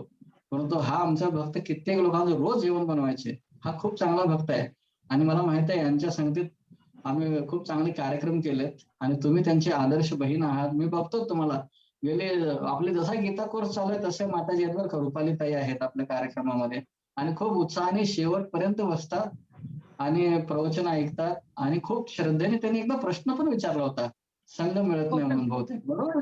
तर अहो तुम्हाला तुमचा प्रभूजी, भाऊ मला आहे. हा मला टेन्शन आलं होतं प्रभूजी की मी भक्ती करेल की नाही, पण तुम्ही रोज येतात, मला खूप आनंद होतो प्रभूजी. मी खूप हा, तर तुम्हाला मानायला लागले प्रभूजी. श्रील प्रभुपाद सांगतात की प्रभुपादांचे अनेक भक्त अमेरिकन होते. पहिल्यांदा काही अमेरिकन झाले ना 10-15 आणि त्यांना प्रभुपाद म्हणले तू लंडनला जा, तू अमेरिकेला जा, तू ऑस्ट्रेलियाला जा, तू रशियाला जा, तू जपानला जा. ते म्हणले अहो आम्ही सत्संग नाही, साधू संघ नाही, ते कसं करू म्हणले. मग प्रभुपाद तिथं म्हणाले तुम्ही जर सिन्सिअर असाल, प्रामाणिकपणे हृदयातून तळमळ असेल, कळवळ असेल भगवंतासाठी ना, तर भगवंत सत्संग पाठवतात. माहितीये? भगवंत सत्संग पाठवतात. बघा तुम्ही बुराणपूरच्या कोणत्या कोपऱ्यात आहे, महाराष्ट्रात पण नाही तुम्ही, आहे की नाही. कुठेच नाहीये प्रभूजी, मला असं वाटते मी साक्षात तुमच्या सोबत बसलेली आहे. खूप आनंद होतो. तर तुम्ही बुराणपूरमध्ये आहात, परंतु तुमची तीव्र इच्छा होती तुमच्या भावाच्या कृपेने म्हणा, गुरुबाबांच्या कृपेने म्हणा, हे हरिभक्ती मिळाली की नाही तुम्हाला. आता हा कार्यक्रम चालूच राहणार आहे, असा सत्संग चालूच राहणार आहे आणि मला फार प्रेरणा मिळते तुमच्यापासून, कारण तुम्ही श्रद्धापूर्वक श्रवण करत आहात आणि रोज संपूर्ण प्रवचन ऐकतात शेवटपर्यंत आणि जप पण करतात. तर भगवंताने प्रभूजी, हे लोक मला खूप सांगायचे प्रभूजी, पण जेव्हापासून तुमचं प्रवचन अटेंड केलं प्रभूजी, तेव्हापासून मला खूप फरक जाणवतो. हे खूप मला ओरडायचे प्रभूजी, तू करत नाही. मी टेन्शनच घ्यायचे प्रभूजी फक्त. काही नाही, भगवंताने तुमची परीक्षा घेतली. अहो तुकाराम महाराजांची परीक्षा घेतली तर आपण त्या साधी लोक आहोत. प्रभुपाद किती मोठे भक्त होते विचार करा. त्या प्रभुपादांची किती परीक्षा घेतली. 40 वर्ष भारतात प्रचार केला, एकही भक्त बनला नाही, संघच नाही त्यांना. काय अमेरिकेला जहाजातून गेले, विमानातून नाही गेले आणि 2 वेळा हार्ट अटॅक, पैसा नाही, खायला अन्न नाही, तिथे गेल्यावर संघर्ष, उजवीकडे का डावीकडे जायचं काहीच माहिती नाही. ज्या शाली अग्रवालच्या घरात राहायची तिच्या फ्रीजमध्ये खाली मटण असायचं, दारू असायची आणि वरती यांचे बटाटे असायचे. अशा संघर्षातनं प्रभुपाद आणि तुकाराम महाराज गेलेत. तर आपण तर कुठल्या झाडाचा पाला, आपण तर कुठल्या तंबाखूतला बंबाखू म्हणतात त्याला. हम किस खेत की मुली आहे. आपल्याला का संघर्ष येणार नाही. संघर्ष चांगला आहे, संघर्ष यावा जीवनात. कारण संघर्षाला ना असं तुमच्यासारखं कळवळून तळमळीने लोक भक्ती करतात. संघर्ष नाही आला ना, हा चाललंय सगळं व्यवस्थित चाललंय, काय नाही, पैसा आहे, महिन्याला पगार येतो, मुलं चांगले आहेत, अभ्यास करलेत, पत्नी चांगले, पती चांगले आहेत, मग भगवंतांना पुकारणे होत नाही, भगवंतांना आळवणी होत नाही. तुम्ही कान्होपात्राची जर अभंगवाणी ऐकली असेल की नको देवराया अंत आता पाहू, प्राण हा सर्वता जाऊ पाहे, तर ती तीव्रता पाहिजे हरिनामामध्ये. त्यासाठी भगवंत हे संकट काय आहेत माहितीये. आता आपल्याला दादा म्हणाले, उत्तम पुरुष भाऊ काय म्हणाले की तुमच्या जीवनात बऱ्याच अडचणी आहेत. तर मला माहितीये, मलाही 3 बहिणी आहेत. तर मला माहिती आहे आता महिलाचं जीवन, सासूरवाशीन बाईचं जीवन कसं असू शकतं थोडासा अंदाज आहे आपल्याला. तरी संकट येतात. तर माझे गुरुदेव सांगतात, समजा मुलांना परीक्षाच घेतली नाही आपण. परीक्षा का असतात शाळेत, परीक्षा का असतात, तो किती शिकला हे बघण्यासाठी, बरोबर. तो किती शिकला हे बघण्यासाठी परीक्षा असतात. समजा परीक्षाच नाही घेतली तर मुलं असं स्वच्छंदपणे फिरतील, आहे की नाही. माझा भाचाच परवा म्हणला, मम्मी काय मी 10वी पास झालो, तू पेढे वाट, असंच बिना परीक्षेचं पास. तो पुन्हा शासनाने एक मेख मारली बघा, आता सीईटी द्यायची आहे 10वीवाल्यांना.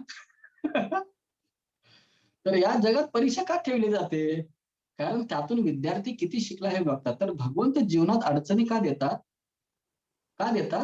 कारण आपण किती नामस्मरण घेतलो, किती भगवंताची आराधना केली, आळवणी केली, किती भगवंतांना शरणागत झालो, हे भगवंतांना टेस्ट करायचं असते. एखादी अडचण आली, आपण म्हणलो हरे कृष्ण कृष्ण कृष्ण हरे हरे, हरे राम राम राम हरे, आपण पास झालो. आणि त्या अडचणी जर आपण म्हणलो हिने अशी केली, तिने तशी केली, त्याच्यामुळे झालं असं जर दुसऱ्याकडे बोट दाखवत गेलो तर आपण नापास झालो.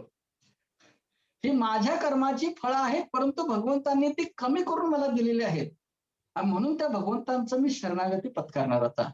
अशी भावना जर केली तर आपण भगवत धामाला जाऊ शकतो. म्हणून भगवत धामाला जायचं जर तिकीट तुम्हाला पाहिजे असेल तर हे तिकीट आहे. ब्रह्माजी सांगतात 10व्या स्कंदामध्ये, तत्यानुकंपां सुषमीक्षमानो भुञ्जान एवात्मकृतं विपाकं मृदुभागवपुर्भिर्विदधान नमस्ते जीवेत यो मुक्ती पदे सदाय भाग.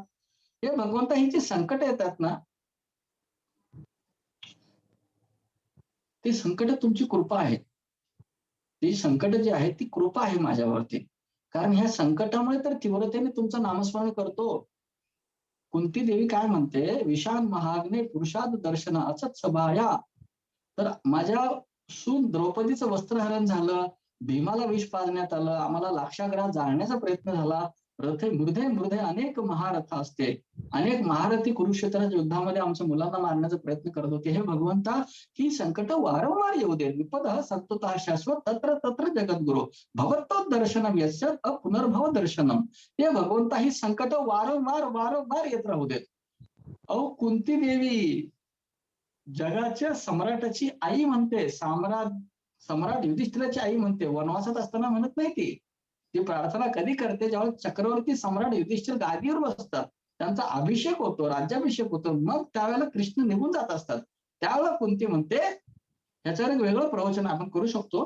ह्याच्यात 3 सासनी भाऊ आहेत ना, कुंती, द्रौपदी आणि उत्तरा. कुंती सासू असते द्रौपदीची, द्रौपदी सासू असते उत्तराची. या तिघींच्या जीवनात काय संकट आली हो, काय संकट आले. तर तरी सुद्धा यांनी काय केलं, भगवंताचा आश्रय ग्रहण केला. यांनी भगवंताचा आश्रय घेतला आणि त्यामुळे ते इतिहास प्रसिद्ध झाल्या. तर त्यामुळं आपल्याला जीवनात अनेक संकट असतील, तर या संकटांमध्ये केवळ एकच सार आहे की भगवंत मला परीक्षा घेतायत, मी ह्याच्यात नामस्मरण घेतो का नाही, घेते का नाही, हेच बघत असतात. त्यामुळं तुम्ही टेन्शन घेऊ नका. संकट येऊ देत. तुकाराम महाराजा बघा, बरं झालं देवा दिवाळी निघाले, बाप मेला, आजा मसनात गेला. तुकाराम महाराजा अभंगच आहे. बरं झालं संकट येऊ देत मला जीवनात, मी त्यामुळे तीव्रतेने जप करेन, मी वेळेवर उठेन, हरिनाम घेईन, तुमच्यावरती निर्भर राहील भगवंता. तर त्यामुळे संकट येतात म्हणून ताई तुम्ही डगमगून जाऊ नका. तुमच्या कदाचित कौटुंबिक किंवा सभोवतालची परिस्थिती अनुकूल नसेल सुद्धा किंवा असेल सुद्धा, कुठलीही परिस्थितीमध्ये आपल्याला तीव्रतेने हरिनाम घ्यायचा आहे. कुठलं लाव लिजाव पिलके बजाव तुका कॉलेज भक्ती नाही करायची. मला प्रामाणिकपणे कृष्णाला प्राप्त करायचं. याच जन्मात मला भक्ती करायची आणि याच जन्मात मला वैकुंठाला निघून जायचंय. पुन्हा मला कुठल्याही मातेच्या गर्भात जायचं नाही. आता मातेच्या गर्भात जाणे म्हणजे 9 महिने 9 दिवस तिच्या गर्भात राहायचं आणि तिने जर कृपा केली, तिच्या पतीने जर कृपा केली म्हणजे आपल्या वडिलांनी, तरच आपला जन्म होईल. आता गर्भपात पण होत असतो. त्याच्यानंतर पुन्हा LKG, HKG, 1ली, 2री, 3री, 4थी अशी 15वी पर्यंत शाळा शिकायची. विचार करा. आणि त्याच्या पुन्हा कुणी सांगितलं तो अभ्यास, कुणी सांगितलं ती परीक्षा, कुणी सांगितलं पुन्हा ते जीवन राहत गाडग. त्याच्यापेक्षा आत्ताच भक्ती करा. आपण असो 30-35 वर्षाचे, 25 वर्षाचे, 40 वर्षाचे, अजून 30-40 वर्ष हरी करा, निघून जावा. संकट आले तर वेलकम म्हणायचं, पुढे जायचं. ठीक आहे. हरे कृष्णा. तुमच्या प्रश्नाचं उत्तर मिळालं का? त्याच्याबद्दल थोडस. हा, एकादशी आहे म्हटलं उद्या, त्याच्याबद्दल थोडस काही सांगा ना. कोण बोलते? महाजनच बोलतात का? हो प्रभूजी. हा, तर एकादशी ही सोमवार, माझ्या मते 6 तारखेला आहे, उद्या नाहीये. उद्या आहे ना प्रभूजी? सांगतो. नाही, एकादशीचे नियम आहेत. हा, एकादशी मंगळवारी आहे. मंगळवारी आहे का? हो, मंगळवारची एकादशी करायची. 2 एकादशी आल्यात का कॅलेंडर मध्ये? हो. हा, ज्यावेळेला 2 एकादशी येतात ना, त्यावेळेला दुसरी करायची असते, भागवत एकादशी. ही स्मार्त आहे, ती उद्या आहे. आणि मंगळवारी जी आहे ती भागवत एकादशी आहे. त्याचं कारण असं आहे, 2 एकादशीला दुसरी का करायची, कारण द्वादशी जी आहे ती महाद्वादशी आहे. ही द्वादशी साधारण नाही, माझ्याकडे कॅलेंडर आहे इथं. तर ही द्वादशी साधारण नाही, ही द्वादशी ही महाद्वादशी असल्यामुळे त्या द्वादशीचा आदर सन्मान आणि पूजा करण्यासाठी आपण मंगळवारी उपवास धरायचा आहे, मंगळवारी करायचं आहे ते. ठीक आहे. तर एकादशीच्या दिवशी जो कोणी 1 माळ जप करेल त्याला 1000 माळा जप केल्याचं फळ मिळतं, माहिती आहे. म्हणजे जसं अमेझॉनचा सेल असतो ना, फ्लिपकार्ट किंवा दुकानामध्ये सेल असतं की नाही, तुम्ही आता खरेदी केला तर तुम्हाला जास्त बेनिफिट मिळेल. तसं तुम्ही एकादशीला 1 माळ केली तर हजारो माळा केल्याचं फळ मिळतं. आणि भगवंत स्वतः तुमच्यावरती कृपा करतात. आणि एकादशीला अन्न ग्रहण करू नये. एकादशीला उपवास, खरं तर एकादशी निर्जला करायची असते. निर्जला झाल्यानंतर पाणी पिऊन करायची. पाणी झाल्यानंतर फळं खाऊन करा. आणि फळच हो नसेल तर मग काय खायचं ते खावा, पण उपवासाचे पदार्थ खा. काय कोणी स्वीट पोटॅटो रताळे खातात, कोणी साबुदाणा खातो, कोणी भगर वराई खातो, कोणी काय खातो, कोणी काय खातो. काही खावा, परंतु हरिनाम जास्त घ्या. अन्न खाऊ नका, अन्न कडधान्य खाऊ नका. ठीक आहे. आणि एकादशीला आपण जे काही भक्ती करतो, माधव तिथी भक्ती जननी प्रेम लतिकारण बोल, एकादशीला माधव तिथी असे म्हणतात. आणि जो कोणी व्यक्ती या दिवशी हरिभक्ती करतो त्याला प्रचंड अनेक पटीने त्याला फळ मिळतं. जसा राजा जो आहे आपल्या वाढदिवशी खूप दान देतो, त्याप्रमाणे भगवान श्रीकृष्ण एकादशीच्या दिवशी खूप दानधर्म करतात, कृपा वर्षाव करतात. एकदा मूर नावाचा एक राक्षस होता, तो अनेक साधू संतांना त्रास देत होता. त्यावेळी भगवंत स्वतः नारायण जे आहेत त्या राक्षसाला मारण्यासाठी आले. परंतु फार मोठं घनघोर युद्ध होतं आणि भगवंत थकून जातात त्या युद्धात. आणि भगवंत विश्राम करायला जातात आणि स्वतःचा एक विस्तार करतात, स्वतःपासून एक शक्ती बनवतात. तिचं नाव एकादशी ठेवतात आणि तिला सांगतात ह्याला मार म्हणतात. आणि ती एकादशी येऊन त्या मूर राक्षसाला मारते. ती भगवंताची शक्ती असते. म्हणून भगवंताचं नाव होतं मुरारी. आणि मग मारत नाही, त्याला पराजित करते. आणि मग तो राक्षस म्हणतो, मी तुम्हाला शरणागत येतो भगवंता, मला काहीतरी आश्रय द्या. त्यावेळी भगवंत म्हणतात, ही एकादशी 11व्या दिवशी प्रकट झालेली आहे. तर या दिवशी तू जे आहे ते अन्नधान्यामध्ये प्रवेश करशील आणि तिथे राहशील. अन्नधान्य, कडधान्य. आणि जो कोणी या दिवशी अन्न प्राशन करेल त्याच्यामध्ये तुझ्यातले सगळे दुर्गुण जातील. म्हणून त्या राक्षसातले सगळे जे काम, क्रोधादी दुर्गुण आहेत, हे सर्वच्या सर्व दुर्गुण जे आहेत हे त्या अन्नधान्यामध्ये असतात. म्हणून एकादशीला अन्न खाऊ नये. तुकाराम महाराज म्हणतात, एकादशीस खाये जो अन्न त्याहुनी बरे श्वान. एकादशीला कोणी अन्न खाऊ नये. आणि त्या दिवशी आपण त्या राक्षसाचे दुर्गुण आपल्या अंगात घेऊ नये. एकादशीचं महात्म्य खूप आहे. प्रत्येक एकादशीचे एक एक असं महात्म्य आहे. फार मोठ्या मोठ्या गोष्टी आहेत.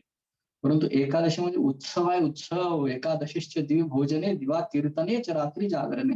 आमच्यातले काय काय भक्त 192 माळा जप करतात एकादशीला, 128 माळा जप, 64 माळा जप, दिवसभर हरिनाम, दुसरं काही नाही. मोबाईलचा गळा दाबून त्याला कुठेतरी फेकून देतात आणि दिवसभर हरिनाम करत असतात. तर म्हणून तुम्ही सुद्धा मंगळवारी जी एकादशी येत आहे त्या एकादशी आता किती माळा जप करतात तुम्ही? आवाज गेला तुमचा. हा, आता किती माळा जप करतात तुम्ही? प्रभूजी 16 माळा करण्याचा प्रयत्न करते, 16 माळा करते. हा, चांगली गोष्ट आहे. मग तुम्ही एकादशीला 32 माळा करा. ठीक आहे, मंगळवारी ओके, ठीक आहे प्रभूजी. होईल का? वेळ मिळेल का? Okay okay. करा तुम्ही 32 माळा करा एकादशीला. रोज 16 करा, 32 करा. जसा पेट्रोलचा दाम वाढत चाललाय, महागाई वाढत चाललाय, तसं हरिनाम पण वाढत गेलं पाहिजे ना. ठीक आहे. सगळ्या गोष्टीचा भाव वाढत जातो. ठीक आहे ताई, नमस्कार, धन्यवाद. हरे कृष्ण. हरे कृष्ण. आणि धन्यवाद. तुमच्या तुळशीला बघूनच मी सर्वांना सांगितलं तुळशी समोर जप करा म्हणून. आणि जप जप जायचं तुळशी समोर करा, जसं तुळशी सोबत हे करायचं पण मला माझ्या भाऊ बहिणीकडूनच समजलं प्रभूजी, तुळशी बद्दल पण. तुमचं भाग्य चांगलं आहे, तुमचे भाऊ बहीण भक्त आहेत. हो, असे मला भाऊ खूप बहीण सपोर्ट करतात प्रभूजी, खूप सपोर्ट आहे त्यांचा. चांगली गोष्ट आहे, चांगली गोष्ट आहे. आपण एक प्रवचन तुळशी देवीची सेवा कशी करायची ह्याच्यावर घेऊ. हा, हो चालेल. ठीक आहे, पुढच्या वेळी कधी. ठीक आहे. हो. आणि कोणाचे प्रश्न आहेत? धन्यवाद, धन्यवाद. आणि कोणाचे प्रश्न आहेत का? थांबूया आपण. कुठे गेले आमचे लोकच? गायब झाले. Shrikant Prabhu. Prabhuji, I think we don't have, आपले क्वेश्चन्स नाही आहेत बहुतेक प्रभूजी. तर विराम खूप खूप घेऊया. धन्यवाद सर्वांचे, हार्दिक धन्यवाद. तुम्ही सर्वांनी एवढं शांत चित्ताने 2 तास आमच्या सोबत हरिकथेमध्ये, हरिनामामध्ये सहभाग घेतला. तर पुन्हा आपण उद्या सकाळी ठीक 7 वाजता भेटू. सर्वांनी या आणि नामस्मरण करूया आपण आणि हरिनामाचा आश्रय घेऊ. मंगळवारी एकादशी आहे, सर्वांनी उपवास करण्याचा प्रयत्न करा. सर्वांनी उपवास करा आणि त्या दिवशी आपण जास्तीत जास्त हरिनाम करणार आहोत. मंगळवारी मी जो आहे तो हरिनाम 15 मिनिटं करणार नाही, तर आपण दिवसभर जितकं होईल तितकं हरिनाम करण्याचा प्रयत्न करू. ठीक आहे. आमच्या सोबत या तुम्ही जप करायला. कोण आहे? आवाज येत नाही, आवाज चालू करा की तुमचा. कोणीतरी बोलतंय चैतन्य. आवाज चालू करा. हरे कृष्णा. हरे कृष्ण. हा नमस्कार माताजी, नमस्कार, दंडवत प्रणाम. हरे कृष्णा. बोला, कशा आहात? ठीक आहे. हा भगवंतांनी पुतनाचा वध केला तेव्हा तिच्या अंगाचा सुगंध का चालला होता अग्निसंस्काराच्या वेळी. भगवंताने पुतणेचा वध केला, काय झालं मग तिला? तिच्या अंगाचा सुगंध का चालला होता अग्निसंस्कार केल्यानंतर.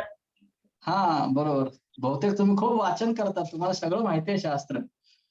खूप चांगला त्यातलं प्रश्न. तुमच्या आशीर्वादाने चाललंय सगळं प्रभूजी. हरे कृष्ण. आमचा नाही, पांडुरंगाचा आशीर्वाद. तर भगवंताने पुतना मावशीचा वध केला. त्यावेळेस पुतना मावशी राक्षसी होती आणि तिच्या शरीराचे तुकडे तुकडे करून त्याला जाळण्यात आले, कारण ते तुकडे खूप होते. ते तुकडे खूप होते कारण पुतणीची उंची होती 12 मैल. मग तिच्या शरीराचे तुकडे करून जाळल्यानंतर तिचा सुगंध अगुरू प्रमाणे आला लागला, जे पूजेमध्ये आपण भगवंतांना वापरतो. का बरे आला? कारण 2 गोष्टीमुळे आला. एक तर भगवंताने तिला मारलं होतं, भगवंताने तिला स्पर्श केलं होतं. आणि भगवंत कोणत्याही गोष्टीला स्पर्श केलं तर ती गोष्ट सुगंधित होते. आणि दुसरी गोष्ट भगवंतांनी तिच्यापासून स्तनपान केलं होतं. भगवंताने तिचं विष तर पिलंच होतं, परंतु तिचं दुग्धपान पण केलं होतं. तिचं दूध सुद्धा पिलं होतं भगवंताने. भगवंतांची तिने सेवा केली होती, त्यामुळे तिच्या शरीरातून सुगंध येत होता तिचा अंत्यसंस्कार केल्यानंतर. ठीक आहे. ठीक आहे प्रभू. हरे कृष्ण. धन्यवाद तुम्ही प्रश्न विचारल्याबद्दल, दर्शन दिल्याबद्दल. आणि कोण आहे बाजूला? ताई आहे का? हरे कृष्णा. अनम्यूट करा. तुमचा आवाज गेला. हा कोणती ताई आहे? हरे कृष्णा. अरे आवती ताई आहे होय. आवटी ताई आवटी. बरोबर, मला वाटलं कासार ताई आहे. का करताय? हैदराबादला गेले, बदली झाली. हा मला सांगितलं काल त्या बोलल्या मला. बरोबर. हम्म. ठीक आहे. खूप खूप धन्यवाद. उद्या भेटू. उद्या सकाळी 7 वाजता या. आणि मंगळवारी आपण जास्त जप करणार आहे. मंगळवारी सर्वांनी जास्त वेळ या. मोबाईलचा रिचार्ज चांगला मारा तुम्ही. ठीक आहे. हरे कृष्ण. ज्ञानेश्वरी वासुदेव कोण आहेत? कोणत्या गावाहून आहेत तुम्ही? कोल्हापूर का? आयरेकर. मी ते लहान मुलीला ओळखलं. अच्छा. नातीच्या नावानच मोबाईल आहे ना, म्हणून तिचं नाव आहे. हो का? मी विचार करत होतो, तुम्हाला ओळखलं मी, परंतु माझ्या लक्षात येत नव्हतं. नाव कडे ज्ञानेश्वरी वासुदेव आहे. आयरेकर असायला पाहिजे होतं. हो, मागे हो. तुमचा मुलगा आहे का हरीश?